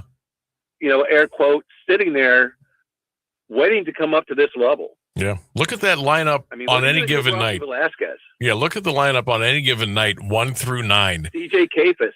A lot of familiar names there, Al, that we've seen up here. That sooner or later they're going to have to. A, bring them up and let them go play, or B, maybe now they become trade bait, or, you never know. I'd like to see Coop come up and actually catch. Yes. Obviously not this year, maybe next year if they don't bring back Hedgie and they keep Bailey, and maybe platoon him with Bailey next year. But that kid looked about as uncomfortable as a kid at an 8th grade dance. Yeah. In left field. Yep. And that what? That's not his fault. He should have never been put out there. I know they wanted to get him at bats, but at the big league level coming up, you want to keep the guy as comfortable within his surroundings, offensively, defensively, as you can. And they certainly didn't do him any favors. Well, and I thought that always started back at spring training. I thought that was the whole idea behind spring training is, hey, we need to start looking at this guy somewhere else to get him some at-bats. Okay, now we're going to play him in left field in spring training. Not wait till a month before want to promote him and then throw him out there and make him look silly. Yeah, I did not like the way that they handled that. Al, good stuff today. Appreciate the call. Have a great rest of the day, and we'll see how this all plays out here by the time we get to the end of the year. Sammy, be safe out there in Stark County this week. It's a busy one for you. Oh, you aren't kidding. It's heating up, baby. Thanks, Al. See you, bud. There he goes. Al and Akron checking in here at 1310 WDPN. Yeah, things are definitely going to get busy here with the Hall of Fame week activities, festivities, parades, enshrinements, concerts. Don't forget, we've got our Fan Fest show at the park Friday afternoon, 4 until 6 right here on 1310 WDPN. We'll be down at Stadium Park, myself and Brian Beatty, bringing you all the fun stuff. We'll probably sample some of the food truck stuff, I'm sure. Try to get some interviews for you. We'll have some giveaways. We'll talk Hall of Fame, enshrinement, past inductees, favorite Hall of Fame memories. So make sure if you're in the park on Friday between 4 and 6, come on by and join us at 1310 WDPN, the Sam Bourquin Show from Stadium Park, coming up here on Friday. We'll take a break and come back with more. Stay with us. The 66th Annual Greater Alliance Carnation Festival is underway. Welcome to all. This beloved tradition pays homage to Alliance, known as the Carnation City, and promises an unforgettable experience for everyone. Tour the Haynes House, Mabel Hartzell Home, and the Beach Creek Gardens this week. Rodman Public Library is hosting a used book sale, and enjoy free craft displays, delicious food, and captivating live entertainment during Carnation Days in the park. Immerse yourself in Shakespeare as you like it at the historic Glamorgan Castle, a truly must-see experience. Thursday kicks off the famous Carnation Days in the park. Your pet can join in the fun at the pet show and look to the sky for the beautiful, breathtaking hot air balloons. And mark your calendars for the main event Saturday, August 9th, with the Grand Parade at 11 a.m., marching from State Street to Broadway Avenue. Then head to Silver Park for more fun and a heart-pounding fireworks show that evening. Make lasting memories. Check out all the events at carnationfestival.com. What does it mean to live here, serve here in the Ohio Army National Guard? It means I can attend college full-time and not have to take out student loans to pay for my tuition. It means I can work my civilian job during the week and support my state and nation in times of need. You too can live here, serve here as a member of the Ohio Army National Guard. Learn more about part-time service with full-time benefits at nationalguard.com/OH. Sponsored by the Ohio Army National Guard in coordination with the Ohio Association of Broadcasters and this station. I'm Angela Bassett. As a first responder on screen, I know what it means to act fast in an emergency. In real life, the same urgency can save lives, especially when it comes to a food allergy. For 33 million Americans, one bite can turn an ordinary meal into a life-threatening reaction. And too often, they don't have the one thing that could save them, epinephrine. But emergencies don't wait. And when a severe reaction happens, being prepared makes all the difference. Now, there's a needle-free option, a new way to carry epinephrine that makes it easier than ever to be ready. No needles, no hesitation, because when the unexpected happens, the best thing you can do is be ready. Know the risk, know the options. Be ready to act. Learn more at foodallergy.org/ready to act.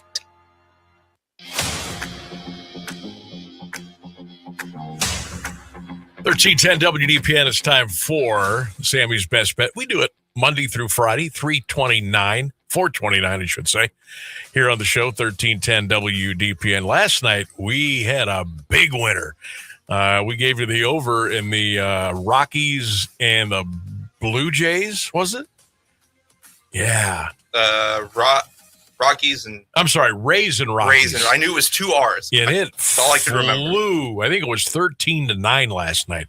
So that was an easy winner. Tonight, we're going to go down to what used to be called Minute Maid Field. I don't know what they call it now. The Houston Astros are going to be taking on the Toronto Blue Jays. Pretty decent pitching matchup tonight. Trey Yasevich on the mound for Toronto. Hayden Wazonski on the mound for Houston. The ERAs add up tonight to about 8.5. So Vegas, being as smart as they are, they put the total at 8.5. Anthony Santander is still out. Correa is still out. So that's, some bats that will be missing from a lineup for each of these teams tonight. But again, this ballpark is one that I think lends itself to a lot of runs. Both teams pretty decent in their last 10. The Jays are 6-4. The Stros are making a push here. They're on top of the division. They have won 8 out of their last 10. So we like runs tonight. I think we'll at least get to 9. What do you say? We're going to go over the 8.5 tonight. The Blue Jays and the Astros. That's Sammy B's best bet of the night. News and weather is coming up next. Now, the latest area news on AM 1310 WDPN. Good afternoon. It's 4:30. A man who went to prison for manslaughter in the 2010 killing of his father in Arizona has been charged with setting the largest of the wildfires wreaking havoc on Washington State's second largest city. The Spokane County Sheriff's Office says 37-year-old Aaron Farinacci was arrested Monday and booked on suspicion of first-degree arson in connection with the Old Trails fire. It's the biggest of the 3 blazes that have destroyed at least 700 buildings and forced 67,000 people from their homes. None of the fires have been contained. Farinacci's bond was set at $1 million. A cargo vessel was struck by an unknown projectile overnight in the Strait of Hormuz. The UK Maritime Trade Operations Center said the ship reported being hit at 2 a.m. local time near Oman. The agency did not identify the ship, its flag, or its cargo. The attack occurred near the southern shipping route along Oman's coast that's been backed by the U.S. during its dispute with Iran over control of the Strait of Hormuz. A day earlier, UK MTO reported an explosion near another vessel in roughly the same area. Iran's state-run Islamic Republic news agency later published photographs it identified as showing the Marshall Islands flag tanker Velos Amber with flames around its stern. Iran has not explicitly claimed responsibility for either incident. President Monday again criticized Iran's leadership and said a U.S. naval blockade of the country would remain in effect. Trump wrote on social media, Iranian leadership is unbelievably duplicitous. They ask for a meeting. Some would say beg. Talks begin with more scheduled in the immediate future. And they say openly and proudly they're not having any discussions, that nothing is being talked about, and they're dealing only with Oman. He added Iranian officials then go on to give their usual blather in saying the Strait of Hormuz will be operated by them when it is already completely controlled by the United States Navy. The president said a blockade reimposed against Iran last month would remain in effect unless a deal, or what Trump said was total surrender from Tehran, is accomplished. A judge ruled Monday New York cannot ban federal agents from wearing masks or balaclavas or require them to wear visible identification. Federal agents have worn masks to protect their identities because they and their families fear being doxxed by activists. The federal government argued New York's law goes against the supremacy clause of the Constitution, which bars state governments from regulating federal law enforcement. New York's law to ban face coverings and implement identification measures included among several law enforcement policies in the state budget bill signed by the governor in May, coming to effect in June. French authorities have arrested nearly 400 people in connection with this summer's wildfires. The French Ministry of the Interior told Le Figaro the arrests included 142 minors.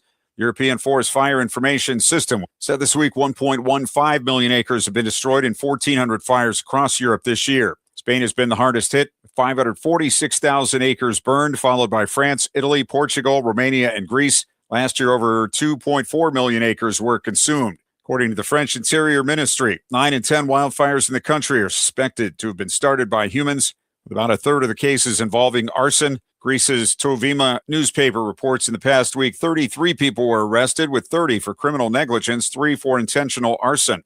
83 degrees at 4:33 for WDPN News. I'm Clint Marshall. Now, the Alliance Area Weather Forecast from Mark Johnson on AM 1310 WDPN. Get outside and enjoy a sunny afternoon for your Tuesday, a high in the middle 80s. Overnight, quiet, comfortable, 63 with clear skies. Isolated afternoon thunder on Wednesday, our high of 86. From the 3 News Weather Center, I'm Mark Johnson.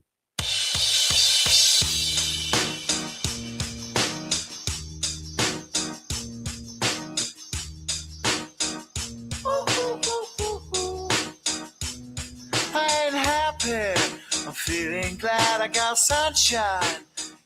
Welcome back to the Sam Bourquin Show. 330-821-1310 is our telephone number. We're going to hear from the newest member of the Cleveland Guardians, Joe Adell, coming up here in just a couple of minutes. We'll hear from Todd Monken a little bit later on. Another day of Browns camp today up in Berea. Mike says, call the studio line next time, Berkowitz hater. In case you haven't heard, the phones work now. Mike, you got me with that one. I laughed really hard at that one. We both had a good laugh at that one over the break, let me tell you. Purple suit. Can Berkowitz please tell me when the Mount Union football will update its roster? Mike is calling for 6 hours of Berkowitz every day, Sam. 6 hours. 6 hours. You want to come in 2 hours early? Think we'll get in trouble? We could do 3 to 6 live, and then we could rerun it. Rerun the show in its entirety. We'll just 3, so we would be on 3 until 9. We'll just go off of 1310 at 6 and then stay online for 2 more hours. You really want to do that? God, no. That's what I'm saying. Just replay the show again, 6 until 9. A lot of stations do that. A lot of satellite stations do that. Yeah. Hell, there is a channel. I won't say what it is, but I do listen to it a lot. It's college football, college sports radio. Excuse me. And they will do a show live Saturday morning, and they will repeat it the entire weekend. Like right one after the other. And it's, which is okay. I mean, I like it. It's a good college football show. I listen to it on the weekend sometime. But yeah, they start a show live at I think 10 a.m. and they run it on a loop all day Saturday and until Sunday at 9 o'clock at night. So we certainly could do that here. What do you think? 3 until 6 live. If you missed it, we'll run it again from 6 until 9. And then back into your unforgettable favorites. That probably makes people mad. Or happy, who knows? That'll make some people mad, we know. NFL football coming this Sunday. Dun, dun, dun, dun, dun, dun, dun. Cardinals and the Panthers at the Hall of Fame Stadium, Tom Benson Hall of Fame Stadium. It's official now. Carson Beck will get the start for the Cardinals at quarterback, and Kenny Pickett will get the start for the Panthers at Benson on Thursday night. I'll be out there, as a matter of fact. I want to do the show here live. Thursday. And then I will probably, well, not probably, I will be leaving a little bit early. So we'll have to figure out some stuff there so I can get over to the stadium. I don't know if I have to park at the fairgrounds. I don't know if I have a pass. I have no idea what's going on, but I do know I'm supposed to cover the game. So I'll be at the stadium doing some stuff for social media, 1310 WDPN, and of course Q92 Sports, Cardinals and the Panthers Thursday night at Tom Benson. Then we'll be at the Stadium Park Friday afternoon, 4 until 6 for the show. I will be joined by Brian Beatty, and we will be with you for 2 hours Friday afternoon from the park, getting you ready for the big Hall of Fame weekend and all the stuff that's going on. So join us Friday, 4 until 6 right here on 1310 WDPN. Got Scooter checking in on YouTube. He says, okay, I go out to the garage for a few minutes. I come back in, and what happened with Berkowitz? All right. Right, you still have that thing? Yeah, you still have it. Yeah. All right, let's play it again. If you missed it, and if you were out doing some stuff, see, if you ask, you will receive on this show, because we appreciate all the listeners, everybody that comments, that listens to us on the radio, interacts with us on all of our streams, the YouTube channel, and you maybe stepped out for a couple of minutes, or you're just joining us for the first time this afternoon. We had a caller call in during the show today, and they left a voicemail. And this is what it sounded like here on 1310 WDPN earlier today. Yes, can we get this Berkowitz off of there for 3 hours every day? I have to shut my radio off for 3 hours. I think an hour of him's enough. The guy, he calls people idiots and stupid and everything. He's the one that's stupid. And he's got more bull than anybody I ever heard. Take him off the damn air for 2 of the 3 hours. Thank you. All right, Scooter, there's your Berkowitz story. You are now up to speed. You're up to speed. That is, you are as up to speed as you're going to get. So there you go there. You could all ask Sam, because I was extremely ready to run out of the studio at the top of the hour, because I saw the email with that transcript in it and said, Sam, there's a voicemail. I got to go listen to it real quick. I was so curious, because those transcripts are not accurate, so it sounded fun. Yeah, I know. And look there, and look what we've come up with now. Look what has started. That's like my new nickname now. It will be Berkowitz. That's okay. My last name's German, so now we both have. You will have a German nickname to go with my actual German sounding last name. So how about that? And then a couple of weeks ago, we had on Jermaine Edmondson, who speaks fluent German now. Remember, he was in town for the flag football stuff at the Hall of Fame a couple weekends ago. Former Cam McKinley Bulldog and Michigan State Spartan. He's been traveling all over the place. And we got to be talking before our interview. He says, yeah, Sam. He goes, I speak fluent German now. We were talking about, what names, what I knew in German, which was very, very little. And now apparently I'm going to have to change my last name from Bourquin to Berkowitz. But that's all part of the fun. Got a caller on the 1310 who wants to talk to you. His name is Aiden. Uh-oh. Maybe this is related to the Berkowitz hater. I don't know. Aiden, you're on 1310 WDPN, the Sam Bourquin Show. What's up, eh? Hey, how's it going, Sam? Good, brother. How are you? Oh, not too bad here. I'm not going to lie. I'm in the car with Mike right now. Mike Popovich. We're headed to the Guards game. Nice. I just had to say, why do we have you on the air for 3 hours every day, man? I don't know. Maybe it should only be 90 minutes. I have to check. I'll have to check with the boss, see if we're okay. Apparently so, because I'm hearing some things through the ringer. I wasn't even, I was tapped into the show earlier today, and I'm listening to it, and I hear this Berkowitz story, and I'm like, all right, man, maybe it's time for me to give a call into the show.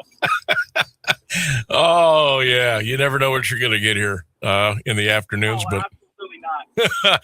So hey, yeah, while I got you, cool that you're going up to the game tonight. Boy, what a beautiful night for baseball! And what were your takes on the moves that the Guards made yesterday? Good stuff, huh? Yeah, I mean, I'm very happy with them.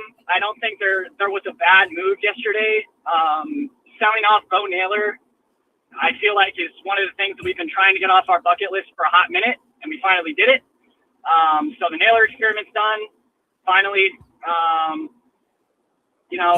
excited to see what our bullpen has to offer now. I'm kind of tired of seeing Matt Festa and Holderman be in the rotation every single day. And at this point, I'm just kind of hoping that the depth that we have at this point is going to be worth it in the long run, especially now that we're playing in the easiest division in baseball. True. And we're finally able to make a push. Yeah, I like the moves they made, and amen on Holderman and Festa. I think I could probably go about a week without seeing those guys tried it out of the bullpen, but we'll see. Hey, I got to ask you before we move on, is Pops wearing Guardians gear tonight, or did he roll out any 1986 New York Mets paraphernalia? That is a great question. I'll let him answer that. Okay. I went neutral, boss. Oh, you did? What are you wearing? What are you wearing? The Tidewater. I'm just wearing a black polo shirt. Oh, okay. So no Tidewater Tides or Charleston nothing like that. No, and we're supporting the local team this year since the other team is terrible. I wondered what gear you were going to wear, so I'm glad you're going with the Guards gear tonight. Good, that's outstanding, fellas. Thanks for the call, and safe travels, and enjoy Progressive Field tonight. And let's start this sprint off with a win. Okay. All right, let's do it, Sam. Appreciate it. You got it, guys. Off the air, though. There you go. All right, there they go. Aiden and Mike checking in. They're on their way to the Guardians game tonight up in Cleveland as the Mets and the Guardians will tangle at 6:40 p.m. Scooter, holy smokes! Was that right after the voicemailer told the kids to get off his lawn? LOL. It didn't record that part, but you probably. Oh, that's funny. What the heck? We have a little quick interview. It's like 2 minutes and 20 seconds of Joe Adele.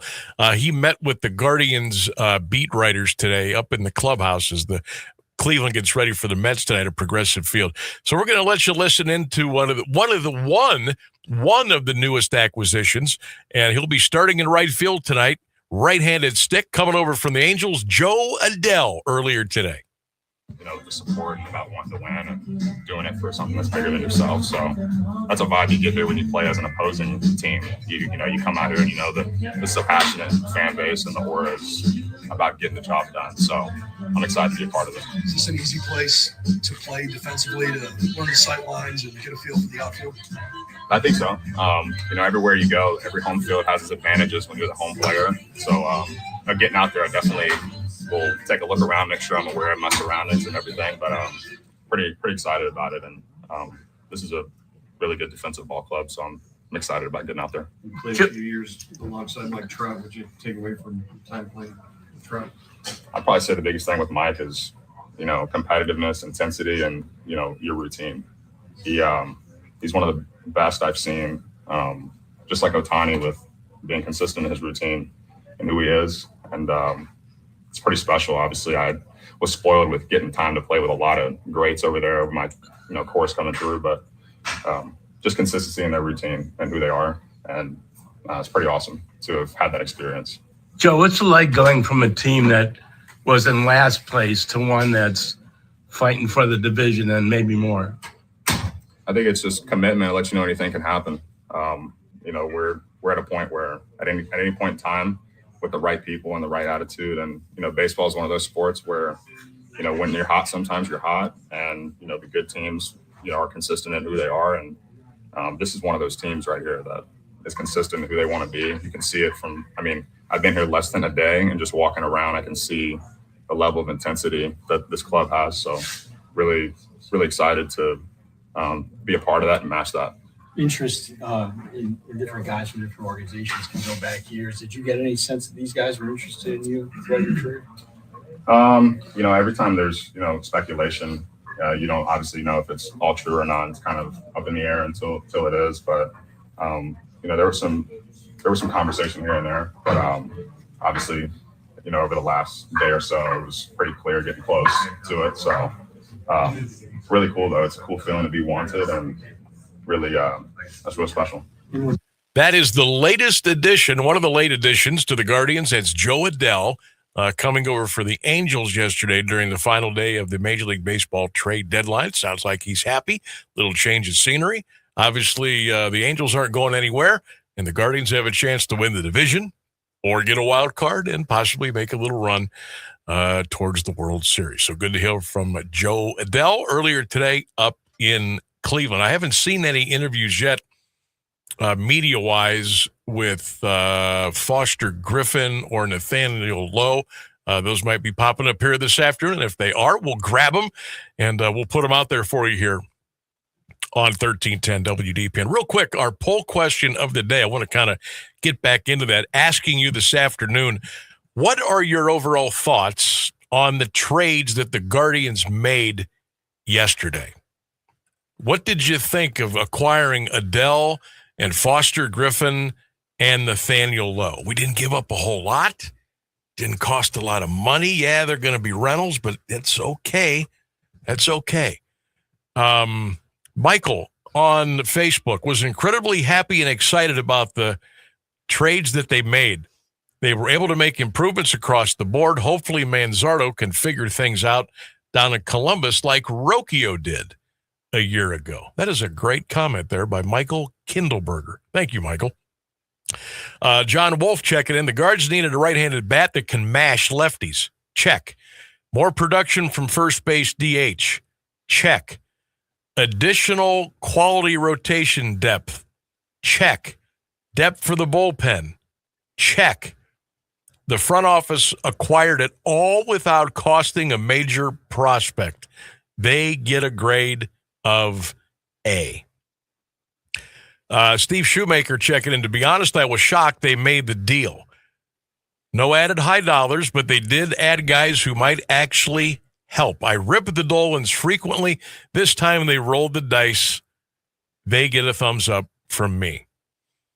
Tom Cackley checking in. Good job. Very good considering their self-imposed budget constraints and that they didn't give up young key players. Adell and Lowe are pretty intriguing considering the lineups they've had to throw out there all season long. Peggy says, very good. I love the deals. Dwight says, good trades. Guards still aren't the Dodgers, but they now have a puncher's chance in the American League Central. Alan, slight upgrade. Hopefully they surprise me. Wanted a better bat, but this will have to work.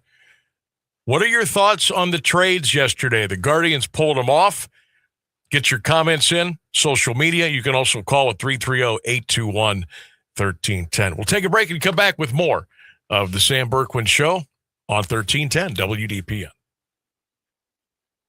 Do you have trouble getting in and out of the bathtub? Are you afraid you'll slip and fall entering or exiting a tub? Safe Step walk-in tubs can transform your bathtub from an area of concern to a calming refuge. Call them today at 1-800-498-2098 and save $1,600. Safe Step walk-in tubs and showers are proudly made in Tennessee and offer an ultra-low step-in, avoiding that difficult climb over a traditional bathtub wall. They also offer a variety of therapeutic benefits that may help soothe your aching muscles and joints, increasing your mobility, boosting your energy, and improving your sleep. Safe Step walk-in tubs are designed to easily fit your existing tub space and are often installed in as little as one day. Just dial 1-800-498-2098 today to save $1,600 and receive a free shower package. That's 1-800-498-2098 for a free no-obligation consultation and to save $1,600. Safe Step walk-in tubs. Safety never felt so good.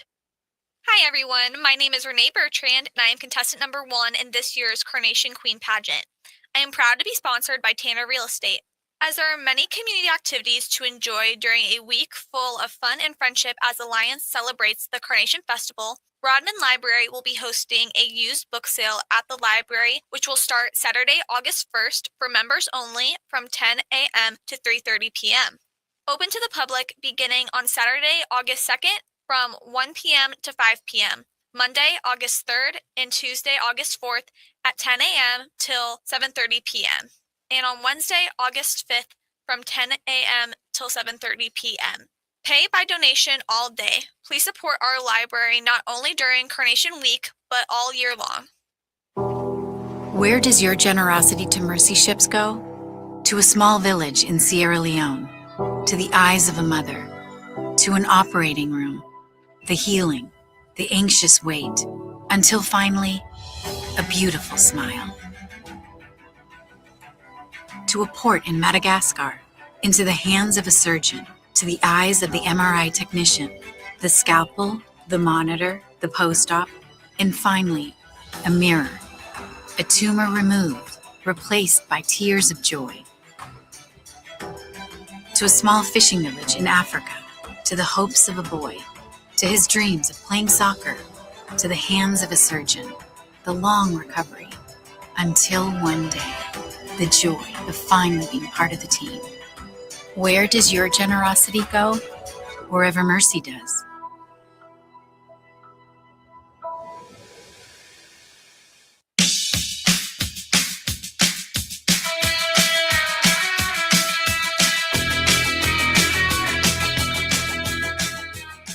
(1310) WDPN. You can check us out on the 1310 WDPN Facebook page, at AM 1310 WDPN on X, the Q92 Radio YouTube channel.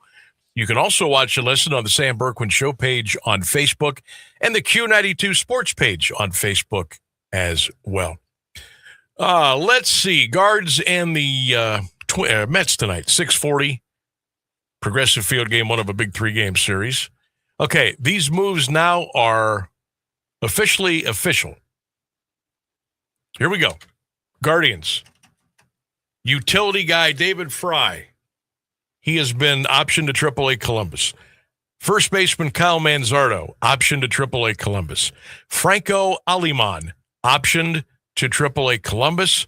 Right-handed pitcher Sean Armstrong has been transferred to the 60-day injured list. So that's the latest on the moves by the Guardians after all that trade activity yesterday. Let's see here now. Boy, I wish Hosey. Hosey's out tonight, by the way. Not injured. Wrist soreness. That's the wrist that he had the surgery on. He's out tonight. That's all we know. Paul Hoynes put that out there on X a little bit ago. We just passed it along. So in a perfect world, let's say Hosey is in the lineup. What's the lineup going to look like most of the time when Stephen Vogt fills out that card? What's it going to look like? Let's just say maybe at least 5 of the 7 games. We'll take him in 7 games.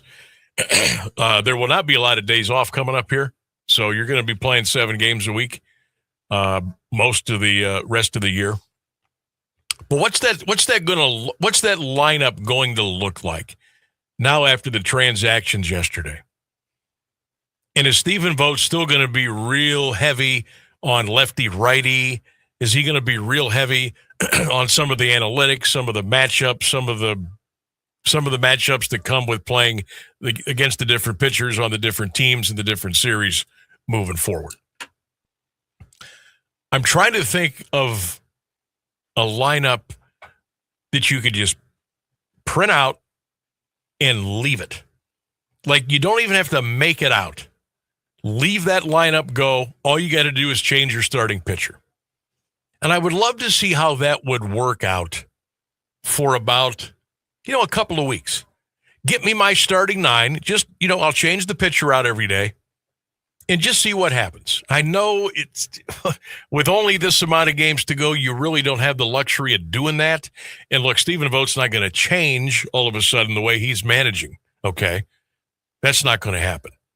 But I would love to see what things would look like. And let's just say Jose was healthy. What do you think about a lineup of Quan in center, Jose at third, Joe Adell in right, Chase DeLauder would DH, and you can flip-flop those two. I don't have a problem with that.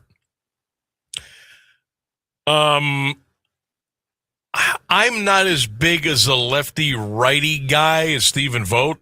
I would start Nathaniel Lowe at first base, even against lefties. Plug him in, let him go. Okay? Then I would probably go Angel Martinez in left. Travis would be at second base.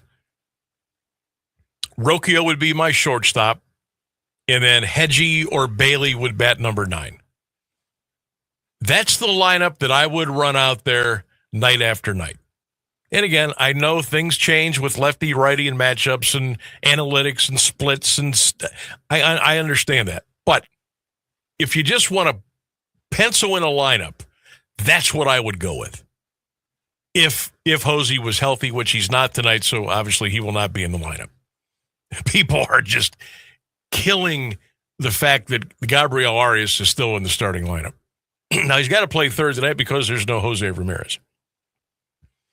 But listen, this lineup here of Kwan, Hosey, Adele, DeLauder, Lowe, Martinez, Bazana, Rocchio, and Hedgie. And then your starting pitcher. I like that lineup. I think you could really do well there. But we'll see. I know Nathaniel Lowe hits righties a lot better than he does left-handers. I know that. But hey, new scenery. Probably got, some better bats around him. He's been infused with a chance. Look, you come from a last-place team to a team that can make a run. That's got to count for something. Good ballpark to hit in, like Cincinnati's. Not quite as small, but Progressive Field is still a good place to hit. I kind of like that lineup. And then our pitching rotation, I like that too. With the addition of Foster Griffin, put him there in the back. And you could see the 6-man rotation return once the playoffs come around. And then, Ciccone probably slide him to the pen. And then Festa, I don't know what you do with him. Gaddis looks like he needs a little bit of a break. Stephen Vogt's got some decisions to make, but some fun ones, right? Because we're in it. And that's all that matters this time of the year. Straight up 5 o'clock, we're going to take a break. We got the news and the weather coming up. 2 hours in, one more big hour to go coming up here on the Sam Bourquin Show. Or is it the Berkowitz? What is it? 1310 WDPN. Keeping Alliance entertained and informed for over a half a century. AM 1310 WDPN Alliance. ABC News, I'm Chuck Sievertson. The House Ethics Committee today formally announced an investigation into Congressman Max Miller, Ohio Republican, for alleged domestic violence and abuse or illegal drug use. Miller has denied allegations. Sources tell ABC News that President Trump called Miller, telling him his re-election campaign's in jeopardy. Senator Bernie Moreno, Ohio Republican and ex-father-in-law of Miller's, says of his daughter, she's going to have high-definition videos. She's going to have news stories. She's going to have everything out there. She's going to read that as an adult going, what the heck happened? That is his granddaughter. Moreno wants Miller to resign. Bails $1 million for a man arrested for allegedly starting the largest of 3 wildfires in Spokane, Washington. Acting Attorney General Todd Blanche has been confirmed by the Senate Judiciary Committee. Full Senate vote is ahead. Chipotle says it's removed jalapenos from some of its restaurants after health officials said they could be linked to salmonella. This is ABC News. Drip Drop is a doctor-developed, proven fast hydration that helps your body and mind work better. Trusted by firefighters, medical professionals, and over 90% of top college and pro sports teams, Drip Drop is engineered to hydrate faster and more effectively than water alone, with 3 times the electrolytes of leading sports drinks. Stock up now at dripdrop.com and use promo code RADIO20 for 20% off your first order. That's dripdrop.com, promo code RADIO20 for 20% off your first order. Head to dripdrop.com now and use promo code RADIO20. Okay, all signed up. Easy. Now let's run payroll. What the? Hey girl, I'm you with more gusto. Nice. Who's that? New social media manager. Hired and onboarded with gusto. And spoiler, we're kind of famous now. Wait, we're famous? Oh, well, I'm famous. Payroll, benefits, and HR. Designed and built for small businesses. Choose a future with gusto. Now, the latest Alliance area news from Clint Marshall on AM 1310 WDPN. Good afternoon. It's 5:02. A request to waive the city's residency requirement for Safety Service Director Blaine Lewis has been denied by Alliance City Council. The waiver failed on a 4-2 vote Monday. Members Chris Bergara, Jennifer Kiko, Cindy King, and Ed Lonis voted no. State law requires Lewis to establish residency in the city within 6 months of his March hiring. Council also approved legislation to purchase a new sewer vacuum truck, provide additional funding for 2 police cruisers, and honor outgoing council president Art Garnes, who resigned due to ill health. The Stark County Republican Central Committee will interview applicants Monday afternoon and appoint Garnes' replacement. 2 women recovering after being shot inside a Canton home Monday night. Police say officers responded just before 10 to the 500 block of Hazelet Avenue Northwest after reports of shooting in the home. 33-year-old Canton woman was hit in the back. A 30-year-old woman suffered a gunshot wound to the leg. Both were taken to a hospital. 3 children were also in the home but were not hurt. Police say the shooting could be connected to the July 18th shooting death of 20-year-old Ryan Stanford. No suspect has been identified. First responders credited with rescuing a man after his pickup went off I-77 in Canton and into Nimishillen Creek. The Canton Fire Department says crews were called around 6:30 Monday night and found the truck upside down in the water with the driver trapped inside. Crash happened near the Route 800 exit. Firefighters freed the man and performed CPR before taking him to Altman Hospital in critical condition. Investigators still working to determine why the truck left the northbound lanes. Man due in Mahoning County Court in Sebring Thursday morning to answer felony charges from an alleged assault in Smith Township. Police say 20-year-old Glenn Martin of Alliance is charged with patient abuse, caretaker assault on a functionally impaired person, and felony theft. Investigators say a developmentally disabled woman who received services from an in-home care provider was hospitalized July 1st after staff discovered multiple severe bruises. Police say Martin had been staying with the victim and her family. The investigation identified him as the person responsible for the injuries. Federal investigators say a Canton restaurant owner was running a drug operation.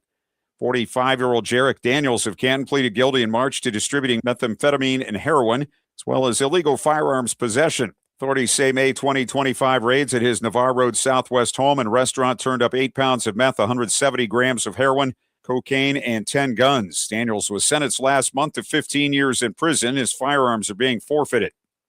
A woman is out on bond after Alliance police say she caused a standoff that lasted more than 20 minutes. 20-year-old Anasia Lee Cyrus of Alliance was arrested Saturday night at a home in the 800 block of South Liberty Avenue. Cyrus accused of threatening to shoot officers while she was in possession with a knife and a hammer and claimed to have a gun before she was taken into custody. Cyrus pleaded not guilty Monday to aggravated menacing, inducing panic, and obstructing official business charges. She posted bond of $5,000. Timken reporting higher sales and an increased earnings forecast for 2026. Company says second quarter sales total $1.26 billion, up 7.5% from last year. Jackson Township-based Timken reporting adjusted earnings of $1.83 per share and says both of its business segments saw sales growth during the quarter. Maker of engineered bearings and industrial motion products now expects full-year adjusted earnings of between $6.05 and $6.35 per share. Strong demand and higher shipments driving healthy performance for Metallus. The company reported first quarter net sales of more than $341 million and net income of $8.9 million. That marks an increase from $3.7 million a year ago and $5.4 million the previous quarter. The Canton-based steelmaker also cited increased shipments, improved pricing, and product mix. Metallus says its order book is healthy and expects profits to improve through the rest of the year. New restrictions coming to Massillon for future data center developments. The Independent reports City Council voted 7-1 Monday to limit data centers to heavy industrial zoning areas and require new facilities to be at least 400 feet from residential districts. Rules also require developers to verify water, electric, and wastewater capacity along with noise requirements. City's data center moratorium is set to expire Friday. Republican Ohio Representative Max Miller said today would file paperwork to open a House Ethics Committee investigation into himself. Miller's ex-wife, Emily Moreno, accused him of domestic abuse against her and their 2-year-old daughter. The congressman says he has nothing to hide. Moreno accused Miller in May of throwing hot water on her from a pan in June 2024 and continuing to spray hot water on her from a sink hose. She alleged he fractured their daughter's collarbone, held a gun to her head in March 2025, and abused her in front of her daughter. Court-appointed parental coordinator told the court in May she was not convinced Miller abused his then-wife and daughter. Miller denied the allegations and accused Moreno of being bipolar. She alleged Miller made threatening statements against her father, Ohio Senator Bernie Moreno. Several Republican senators, including Miller's ex-father-in-law, called on him to drop out of his race for re-election in November. 84 degrees at 5:07. This is the local edition of WDPN News. I'm Clint Marshall. This weather is brought to you by Grove Appliance Furniture and Mattress. Local, trusted, and family-owned for 90 years. With a huge selection of appliances, furniture, and mattresses to go with unmatched customer service. All right, a great afternoon to get outside, do some yard work, maybe take a little hike. Let's do 84 degrees for the high with bright sun all day long. Overnight, clear and starry, a low in the lower 60s. Isolated thunder during the afternoon on Wednesday, a high of 86. From the 3 News Weather Center, I'm Mark Johnson. Rediscover the comfort of home with Grove Appliance Furniture and Mattress, your hometown spot for comfort, quality, and style.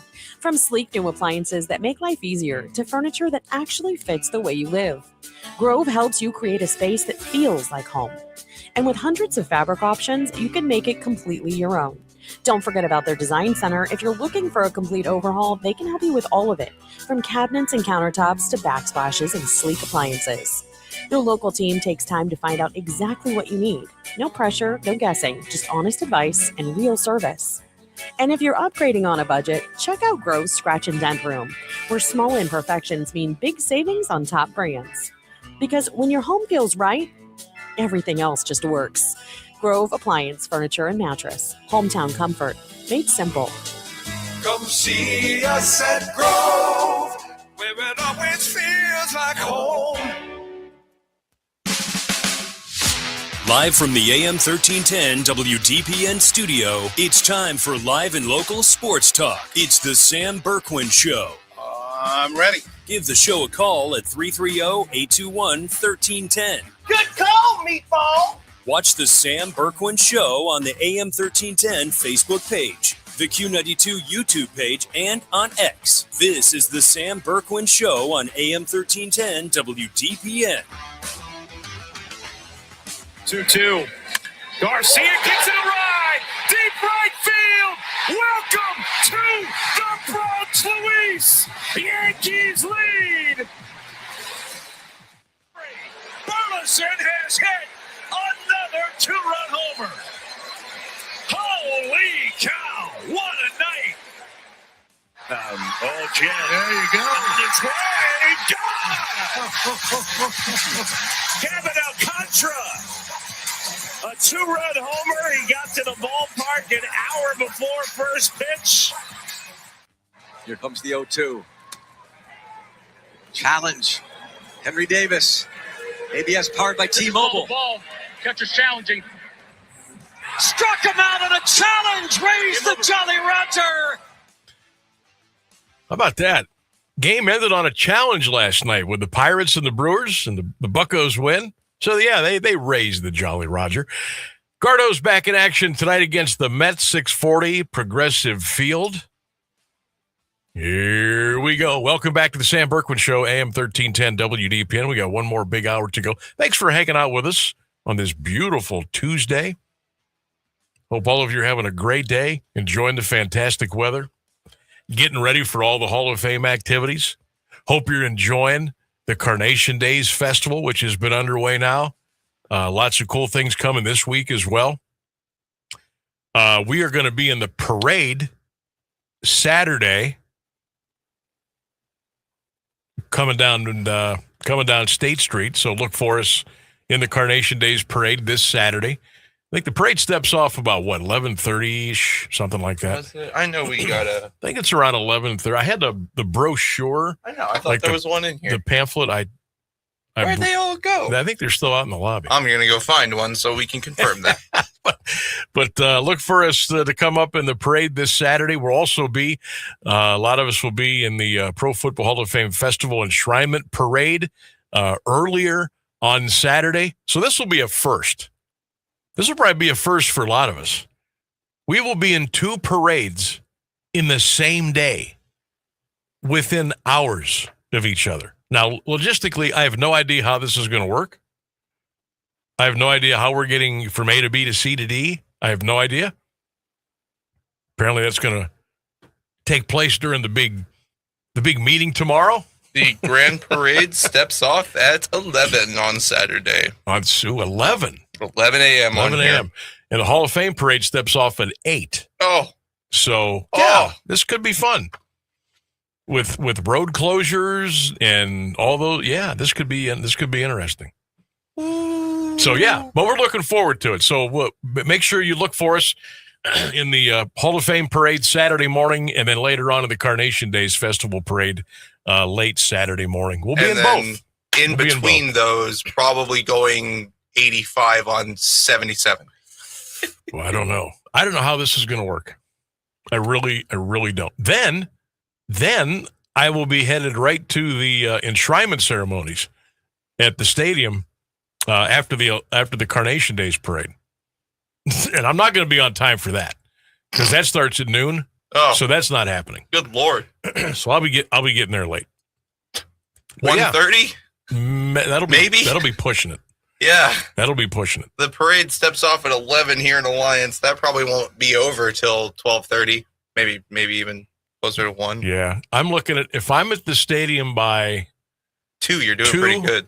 And if I can get parked, although I don't know if I have a pass to park, I might have to go to the fairgrounds and take a take a shuttle in.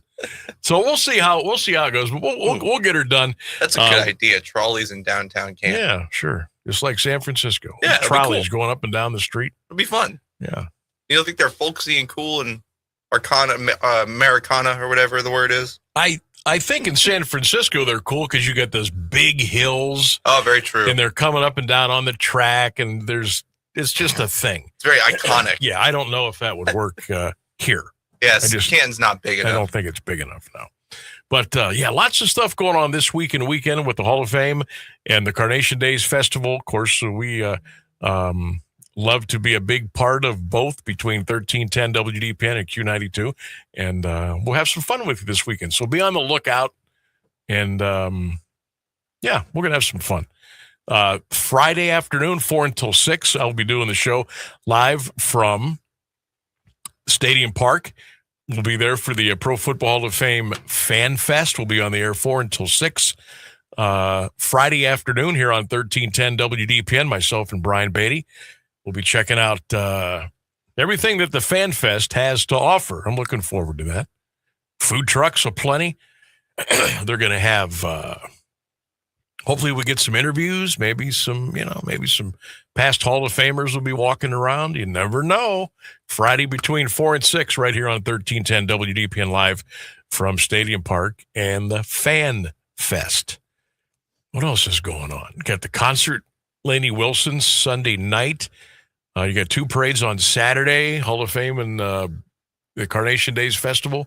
Got the enshrinement. Got the civic dinner Friday evening. Got the game Thursday night. I'll be there.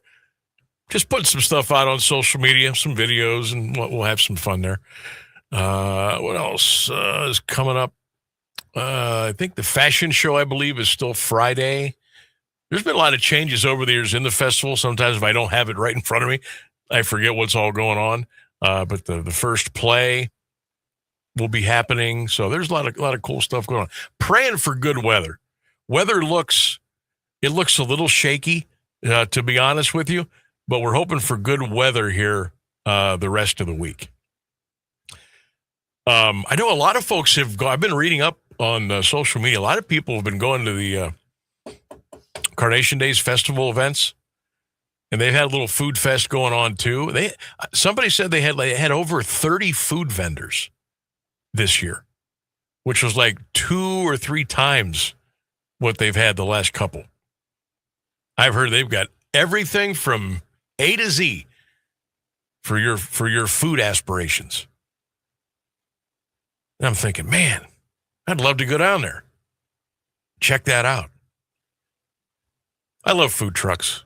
I think a lot of us love fair food. We like the food. We like the food trucks. We like the vendors. To me, one of the greatest sandwiches you can ever get is a hot dog on the street in downtown Cleveland. Just one of those little hot dog trucks. Guys pop up there on the corner. Oh man, it's so good. They get that brat or that hot dog. They get it right out of the boiling water. They put it in the bun. They put all the toppings on it. Wrap it up in foil. Man, there's nothing like it. Nothing like it.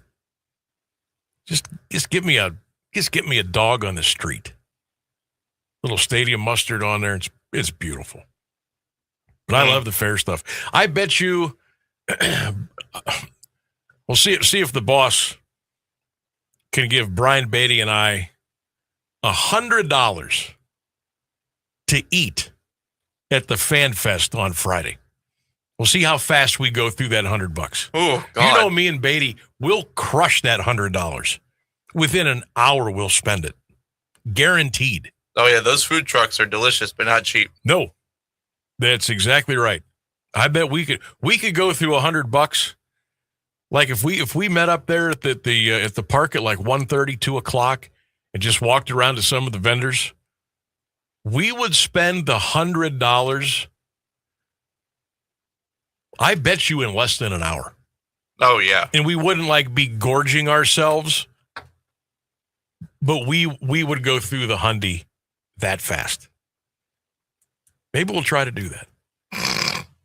Maybe I'll find some food vouchers laying around on the grass that I could use for our food on Friday. I think some of our listeners would call that an unhealthy adventure. Probably, but it is what it is. Friday's forecast, by the way,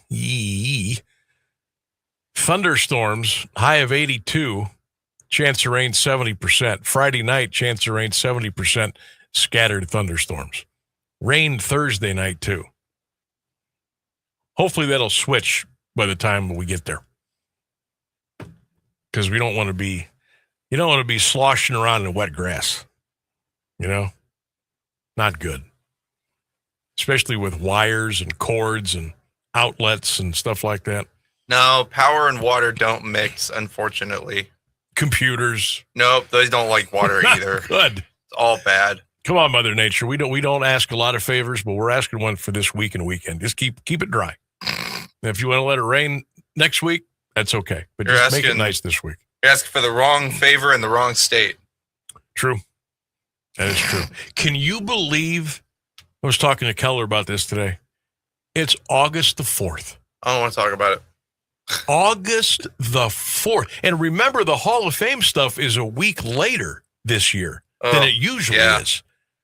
So think about that. It's August the 4th, and it's a Tuesday. And next week we're gonna be just about at the halfway mark of the month.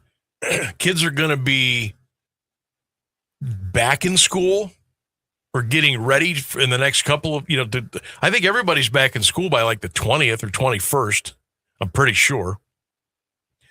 High school football games are going to be starting. Kids are going to be going back to college.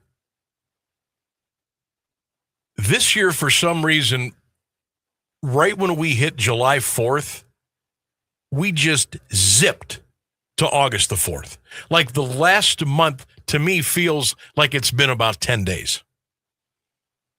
Yeah, I can't argue with that. And I don't remember it being like that a year ago, even the last couple years. I know as you get older, time goes faster, and all those sayings that we hear over the years, the days go faster than the months but it just seems like these last 30 days, for whatever reason, just zipped. I don't know if anybody out there, if you feel like that too. But like we went from getting ready for fireworks displays to, okay, make sure you've got your back to school list and everything's on it. Just within like 30 days. Just, boy, you can't stop. You can't stop Father Time. He just marches on. I think it's just one of those unfortunate side effects of our memories getting worse as we get older. Because, you remember much more of that 30 days a couple years ago. Mm-hmm. Now you don't really remember what happened in the last 30 days. It's just like, whatever. I mean, I had some food. I did a few things. Yeah. Blah, blah, blah, whatever. It's been crazy. Quick note on the guards. Want to kind of get everybody up to speed here. Shout out to Alan Akron, Zach Meisler reporting Slade Ciccone is going to move to the bullpen. Okay. Tanner Bybee will start tomorrow against the Mets. And then Foster Griffin will make his debut for the Guardians Thursday afternoon at Progressive Field against New York. He also says, how is Festa not sent out?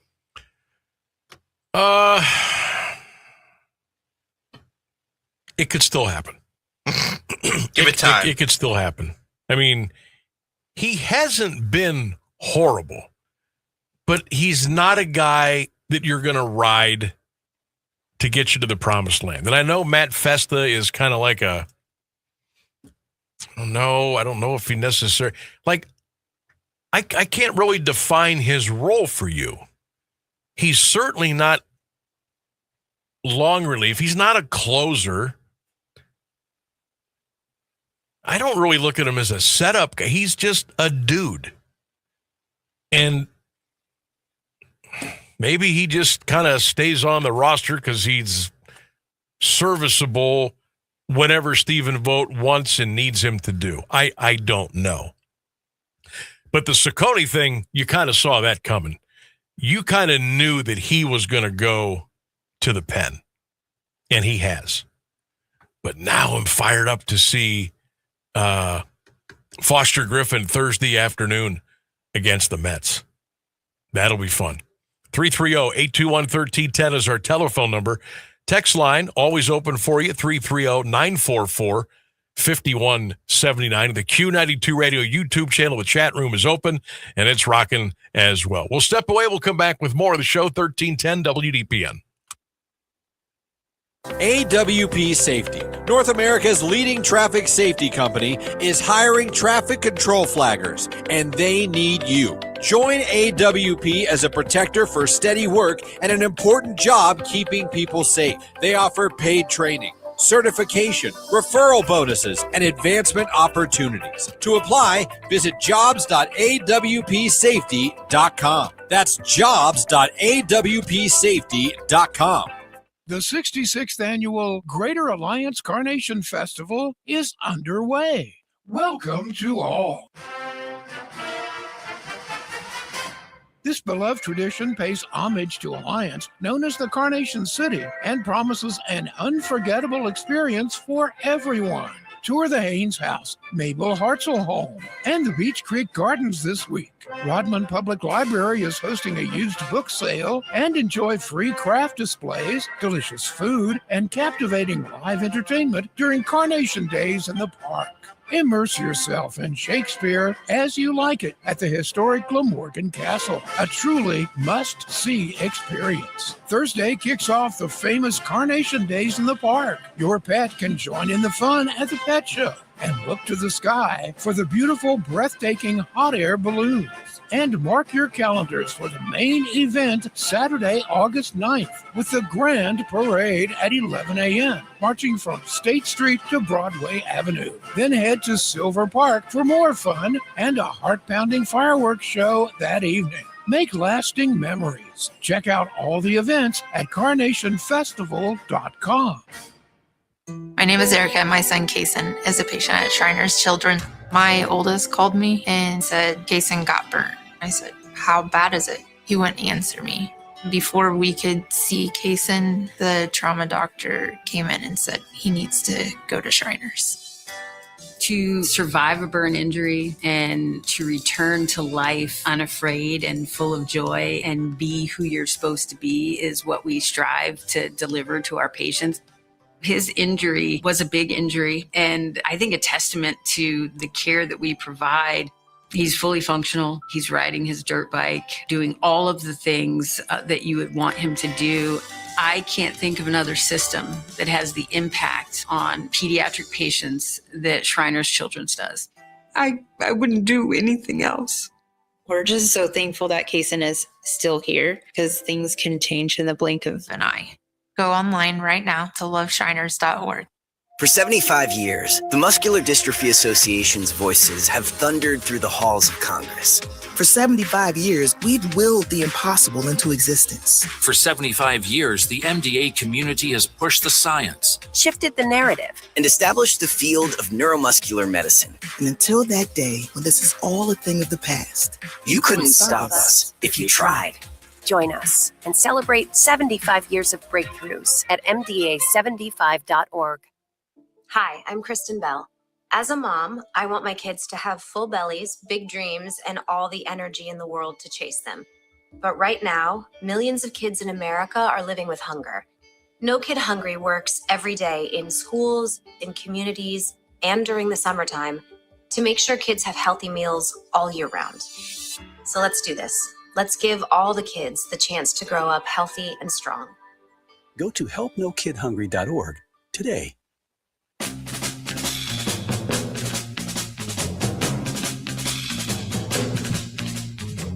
All right, time for On This Day in Sports History. We do it every day, Monday through Friday at 5:29. Real quick, we have the numbers in for our new guys for the Guardian. You know I'm a big numbers guy, right? We don't want any stupid numbers. Well done, Joe Adele. He's going to wear number 7. Foster Griffin's going to wear number 22. Nathaniel Lowe is going to wear number 46. Well done, fellas. Well done. On this day in sports history, 1956, William Hers became the first person to race a motorcycle over 200 miles per hour. He was clocked in at 210. 1983, Yankees outfielder Dave Winfield threw a baseball during warm-ups. He accidentally killed a seagull. After the game, Toronto police arrested him for causing unnecessary suffering to an animal. It's a true story. 1984, Carl Lewis won a gold medal in the LA Olympics. 1985, Tom Seaver of the White Sox achieved his 300th victory. 1985, Rod Carew of the California Angels picked up his 3,000th career Major League hit.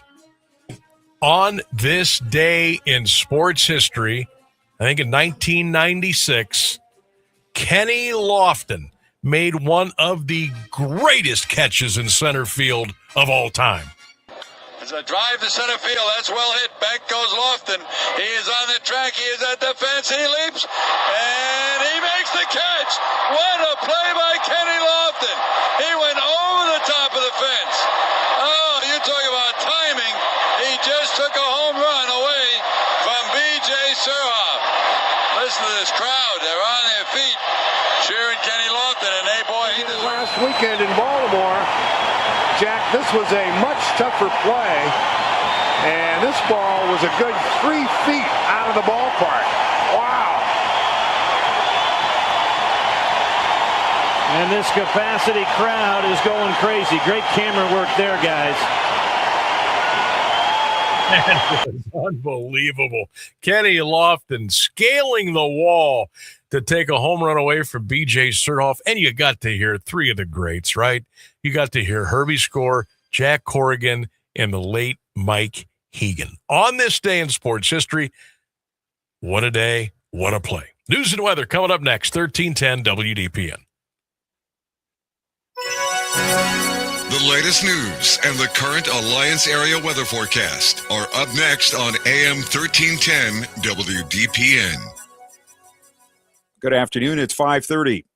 The Senate panel approved the nomination of Todd Blanche for Attorney General today. The 12-10 vote in the Judiciary Committee was along party lines and came after 2 Republican senators dropped their opposition. Blanche's Senate confirmation had been held up by concerns from lame duck Senators John Cornyn and Tom Tillis over a $1.8 billion fund for victims of politically motivated prosecution. Blanche issued a written order over the weekend scrapping the so-called anti-weaponization fund and set a tax audit immunity agreement with President Trump. His two eldest sons and the Trump organization would only apply to past tax years and not future filings. The Senate is expected to vote later this week to confirm Blanche as Attorney General. A man was arrested Monday on suspicion of arson connected to one of 3 wildfires burning in Spokane, Washington that forced more than 60,000 people to evacuate. 37-year-old Aaron Farinacci was arrested and booked into the Spokane County Jail on a first-degree arson charge. Sheriff John Noel said the suspect has a prior felony manslaughter conviction in Arizona. Fires have destroyed 700 buildings and led to the evacuation of 64,000 people. Noel said a witness reported seeing a man standing by the roadside near the Old Trails fire looking into the trees. When he returned 10 minutes later, he saw the man crouching in the area and shortly after noticed smoke coming from where the suspect had been. The U.S. and Japan carried out their first joint currency intervention since 2011 Friday, buying yen in a bid to halt the Japanese currency's slide. The dollar touched a 40-year high of 164 yen last month, driving up the cost of food, fuel, and other imports for Japanese households. Photographer at a Camp David cabinet meeting caught Treasury Secretary Scott Bessent's notepad, which read, "To do, buy Japanese yen, $5 to $10 billion. The deal helped America as well, Japan borrowing dollars against its Treasury holdings instead of selling them, sparing bond markets and keeping a lid on American borrowing costs. Bessent said both allies stand ready to intervene again. 2 people have died in the cyclospora outbreak in Michigan, the first deaths related to the microscopic parasite. Michigan Department of Health and Human Services said both had underlying health conditions that were impacted by the intestinal illness. CDC says the illness is rarely deadly. In the past, people have been infected by consuming fruits or vegetables exposed to feces-contaminated irrigation water. The CDC said numbers can lag state reports suggesting the number of cases could be more than 20,000 nationwide. Federal health officials identified lettuce from Mexico served at Taco Bell locations in 9 states as a source. The agency has said other brands, restaurants, retailers, or distribution channels could be tied to the outbreak. When Texas Children's Hospital's Detransition Clinic opens in Houston, it will become the first of its kind, giving patients who regret life-altering procedures a chance at restorative care. The facility, which is yet to announce an opening date, is part of an agreement with state and federal authorities to halt so-called gender-affirming care at children's hospitals, while offering to help those who transitioned medically. 10-page settlement term sheet showed services at the clinic will focus on endocrinology, surgery, fertility counseling, psychiatry, psychotherapy, and speech pathology. The Houston-based hospital will establish the clinic to provide medical care to patients who receive gender transitioning procedures through age 21 and OB/GYN care for those over age 21. 84 degrees at 5:33 for WDPN News. I'm Clint Marshall. Here's Mark Johnson's forecast on AM 1310 WDPN. Dry weather through your Tuesday afternoon. Will stay sunny for the most part all day long, a high of 84 degrees. Overnight, clear and starry, a great night for stargazing again. Our low 63. From the 3 News Weather Center, I'm Mark Johnson.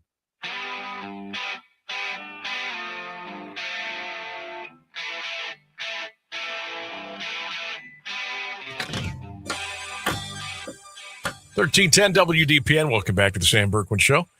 Got about 25 minutes left with each other today. We'll be back tomorrow at 3 right here.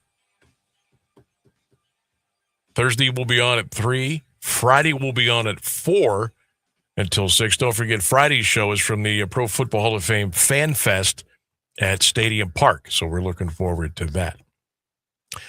Some news from college football.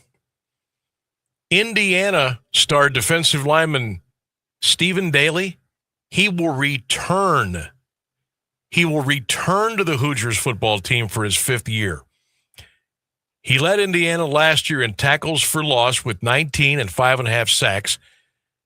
His addition looms as a significant boost to a talented and deep Indiana defensive front because he will be able to come back now for his 5th year of eligibility. Holy smokes, is that big for Indiana?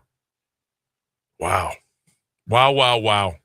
So he's been in college for 5 years? Well, no, you get this is a mess with the court system. They just recently granted if your graduation year was 2022, yeah, they now have enabled you to play a fifth year of college football. So if you haven't been drafted and you're not signed with a team in the NFL or whatever, you can come back and play a fifth year. So that's your high school graduation year at that point?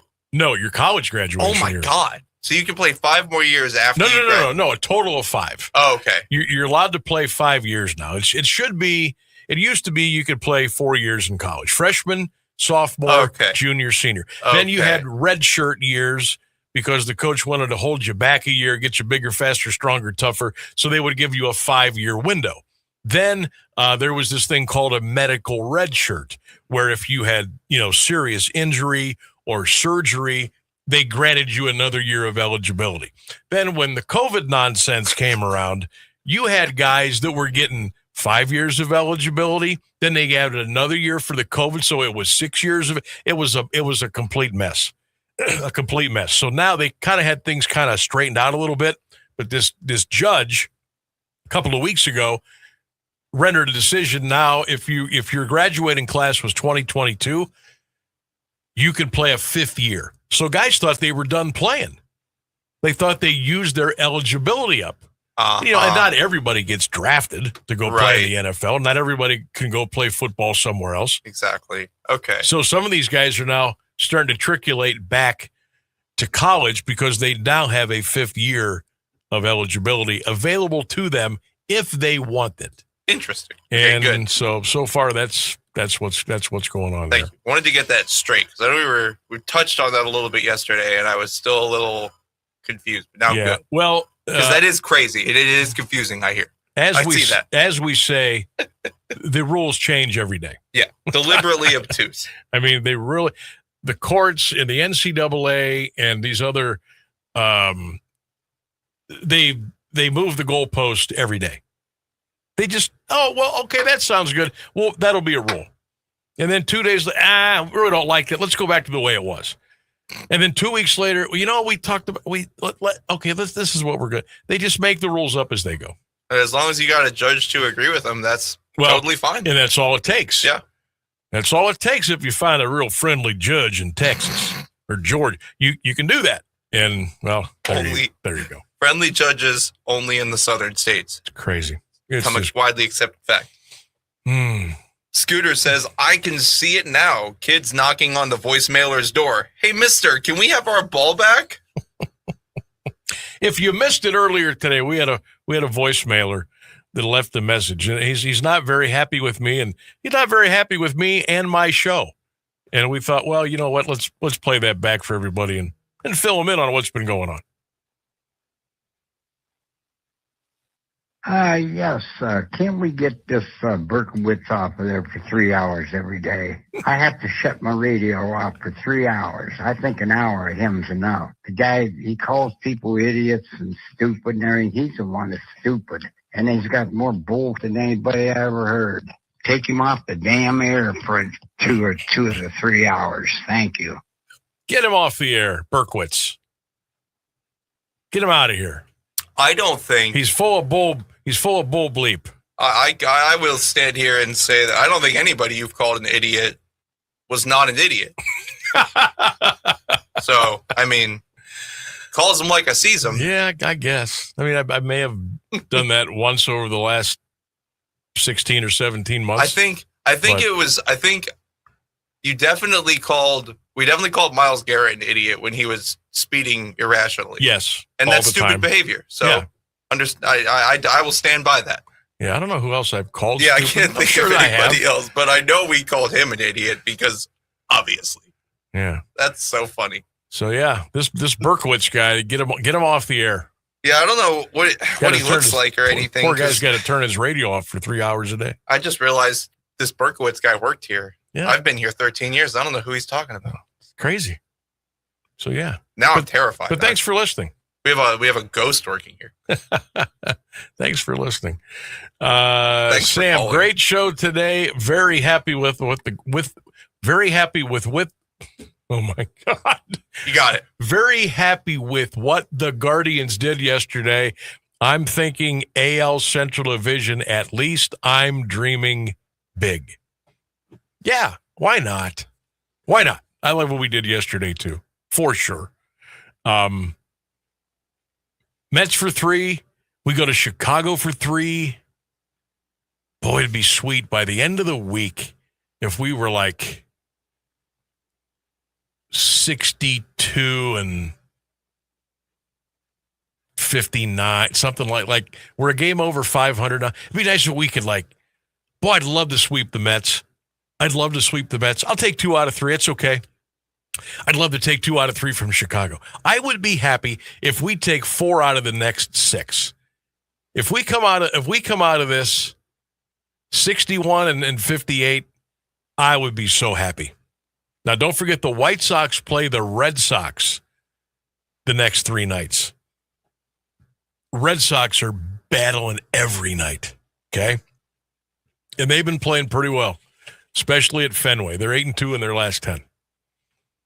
Is this where the White Sox start to feel the pressure a little bit? I'm not bringing this up trying to, get it into existence. Well, maybe I am a little bit. But is this where they go, ooh, are we supposed to be in this position? Are we ready enough? Do we have enough veterans? Do we know what's going on now? Are we ready for the heat? Who's to say the White Sox don't go down the tubes a little bit? And by that I mean, maybe they go 3-7 in their next 10. Maybe they start to look around and say, "Ooh, are we supposed to be here? Isn't this a little bit too early in the rebuild? Maybe we don't belong." Maybe they go through that. I don't know. I'm just saying that it could happen. And then, I can't wait for the 3-game series this weekend. Now, with all the Hall of Fame stuff going on, I'm probably going to be hard-pressed to watch. I don't know how much I'm going to be able to watch, which, whatever. I'll figure it out. But that's going to be a great series. And don't forget, we got the White Sox coming up down the road in September, a 3-game series in Cleveland, which could be huge. That could be for all the marbles. You never know. It's crazy in baseball. 162-game season. And somehow, some way, a division, a wild card, a berth with either one of those two comes down to the last weekend. Sometimes it comes down to the last game. Think about that. 162-game schedule. And you think about, some of the games you might have kicked away. Some of the games you were lucky to win. You think about a rainout that turned into a doubleheader months later, and you were short-staffed, and you got roasted on a doubleheader, and you lost. Think about all of the variables that play into a 162-game season. And all of a sudden, what do we say? It's a marathon. It's turned into a sprint. And you're like, holy heck. We've played 161 and nothing's been settled, and today's the day. It's funny how baseball works. The long year, all the road trips, all the big series, the adversity, the injuries, the trades, the additions, guys that get hot, guys that get cold. And it all comes down to the final weekend of the season. It's just, it's cinema. It's absolute cinema. I'm here for it. I am here for all of it. I wish these new guys nothing but the best. I hope they have a great finish to the season. I'd love to get the division, and let's roll the dice and see what happens. Let's see what happens in the postseason. Are the Dodgers the big favorite? Of course they are. Are the Yankees a big favorite? Of course they are. Are there a lot of teams ahead of us between the American League and National League that have a better chance to win the World Series? Of course there are. But as we always say, just get us a seat at the table. Give me an invitation to the party, and we'll see what happens. That's all you can do. That's all you can do. Going to take a break. 47 minutes past the hour. When we get back, we will dive into the top 25 coaches poll for college football. It was just released today. I got your top 25 for you. And we'll hear a little bit from Todd Monken on day 6 of Cleveland Browns training camp in Berea. All that coming up as we head down the stretch here on 1310 WDPN. Do you have trouble getting in and out of the bathtub? Are you afraid you'll slip and fall entering or exiting a tub? Safe Step walk-in tubs can transform your bathtub from an area of concern to a calming refuge. Call them today at 1-800-498-2098 and save $1,600. Safe Step walk-in tubs and showers are proudly made in Tennessee and offer an ultra-low step-in, avoiding that difficult climb over a traditional bathtub wall. They also offer a variety of therapeutic benefits that may help soothe your aching muscles and joints, increasing your mobility, boosting your energy, and improving your sleep. Safe Step walk-in tubs are designed to easily fit your existing tub space and are often installed in as little as one day. Just dial 1-800-498-2098 today to save $1,600 and receive a free shower package. That's 1-800-498-2098 for a free no-obligation consultation and to save $1,600. Safe Step walk-in tubs. Safety never felt so good. High school football returns to WDPN Friday night, August 21st. This is Christian Bigglesworth. My partner Derek Dimmitt and I will be calling the action all season long. And the games will also be streaming live on AM 1310's Facebook and X pages, as well as the Q92 YouTube channel. Get ready for another amazing season of high school football, starting August 21st, right here on AM 1310 WDPN. In classrooms across the country, chronic absenteeism is on the rise. Sophia A., grade 4, absent. Julio M., grade 6, absent. Aisha S., grade 12, absent. These absences are often due to the absence of crucial needs, like transportation, healthcare, a working computer, mental health support. The list goes on. Olivia H., absent. Preston L., absent. Chloe B., absent. The reasons why they're absent are very real. And yet the solution is someone present to help them along their path. When site coordinators from communities and schools are on hand, they connect kids to the resources they need. And when they do, 99% of students are present and remain in school throughout the year. Jacob O., grade 10, present. Communities and Schools works directly with students, helping them overcome obstacles to succeed in school and in life. Learn more at communitiesinschools.org. Being present matters.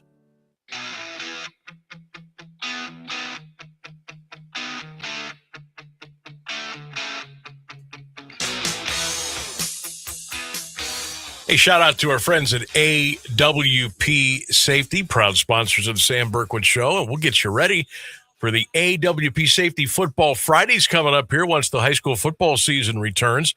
That's AWP Safety. Check them out online, awpsafety.com. And if you are looking for some opportunities for employment, you want to take a little different path in life, you're kind of not happy at the place that you're working, maybe it's a little dead end thing for you, or you know somebody who's looking for a new gig, a new job, a new way to do things, meet new people, AWP Safety is hiring, and they're hiring right now, and they're great people to work for. You get the room to advance, learn a new trade or two. AWP Safety is hiring right now. Jobs at awpsafety.com. Jobs at awpsafety.com. Check them out. You'll be glad you did. You might find something that you just absolutely love to do. Shout out to the crew and Drew and everybody at AWP Safety. College football, top 25. The poll has been released. This is the coaches poll. Ohio State Buckeyes are ranked number 1, followed by Oregon, Georgia, Texas is number 4, Notre Dame is number 5. Our next 5, defending, I think people are sleeping on Indiana, man. I do. The Hoosiers, defending national champions, come in at number 6. Miami of Florida, number 7. Texas A&M is 8. Oklahoma is 9. Ole Miss comes in at number 10. Numbers 11 through 15. Alabama, Texas Tech, Lane Kiffin and LSU, Southern Cal, and BYU. 16 through 20. Again, this is the Coaches Poll AP Top 25. Michigan, Penn State, Tennessee, Washington, SMU. So they got the Ponies at number 20. If you're watching on the Q92 Radio YouTube channel, we just put the graphic up for you. You can watch and read along with us. In your bottom 5 in the top 25 preseason, Utah 21, Iowa 22, Clemson 23, Houston is at 24, and Missouri is at number 25. All right, a couple things that stand out to me. I think Ohio State is worthy of the number 1. I think Oregon, I would be comfortable with them being at number 1. I think Georgia could be number 1. I think Texas could. I think Notre Dame could be preseason number 1. That top 5 right there is absolutely loaded. But where I have a little issue is they've got Indiana at 6. Now, look, I know Fernando Mendoza is gone. They lost a lot of talent, Indiana. You mean to tell me Kurt Cignetti, his team should not be ranked higher than 6 to start the college football season? That one I disagree with. Matter of fact, I could probably... Here's what my top 5 would be. Call me a homer. Ohio State 1, Oregon 2, Indiana 3, Notre Dame 4, Texas 5. That would be my top 5. How many Big Ten teams we got here? 1, 2, 3, 4, 5, 6, 7, 8. We've got 8 Big Ten teams ranked in the preseason top 25. Buckeyes at 1, Oregon 2.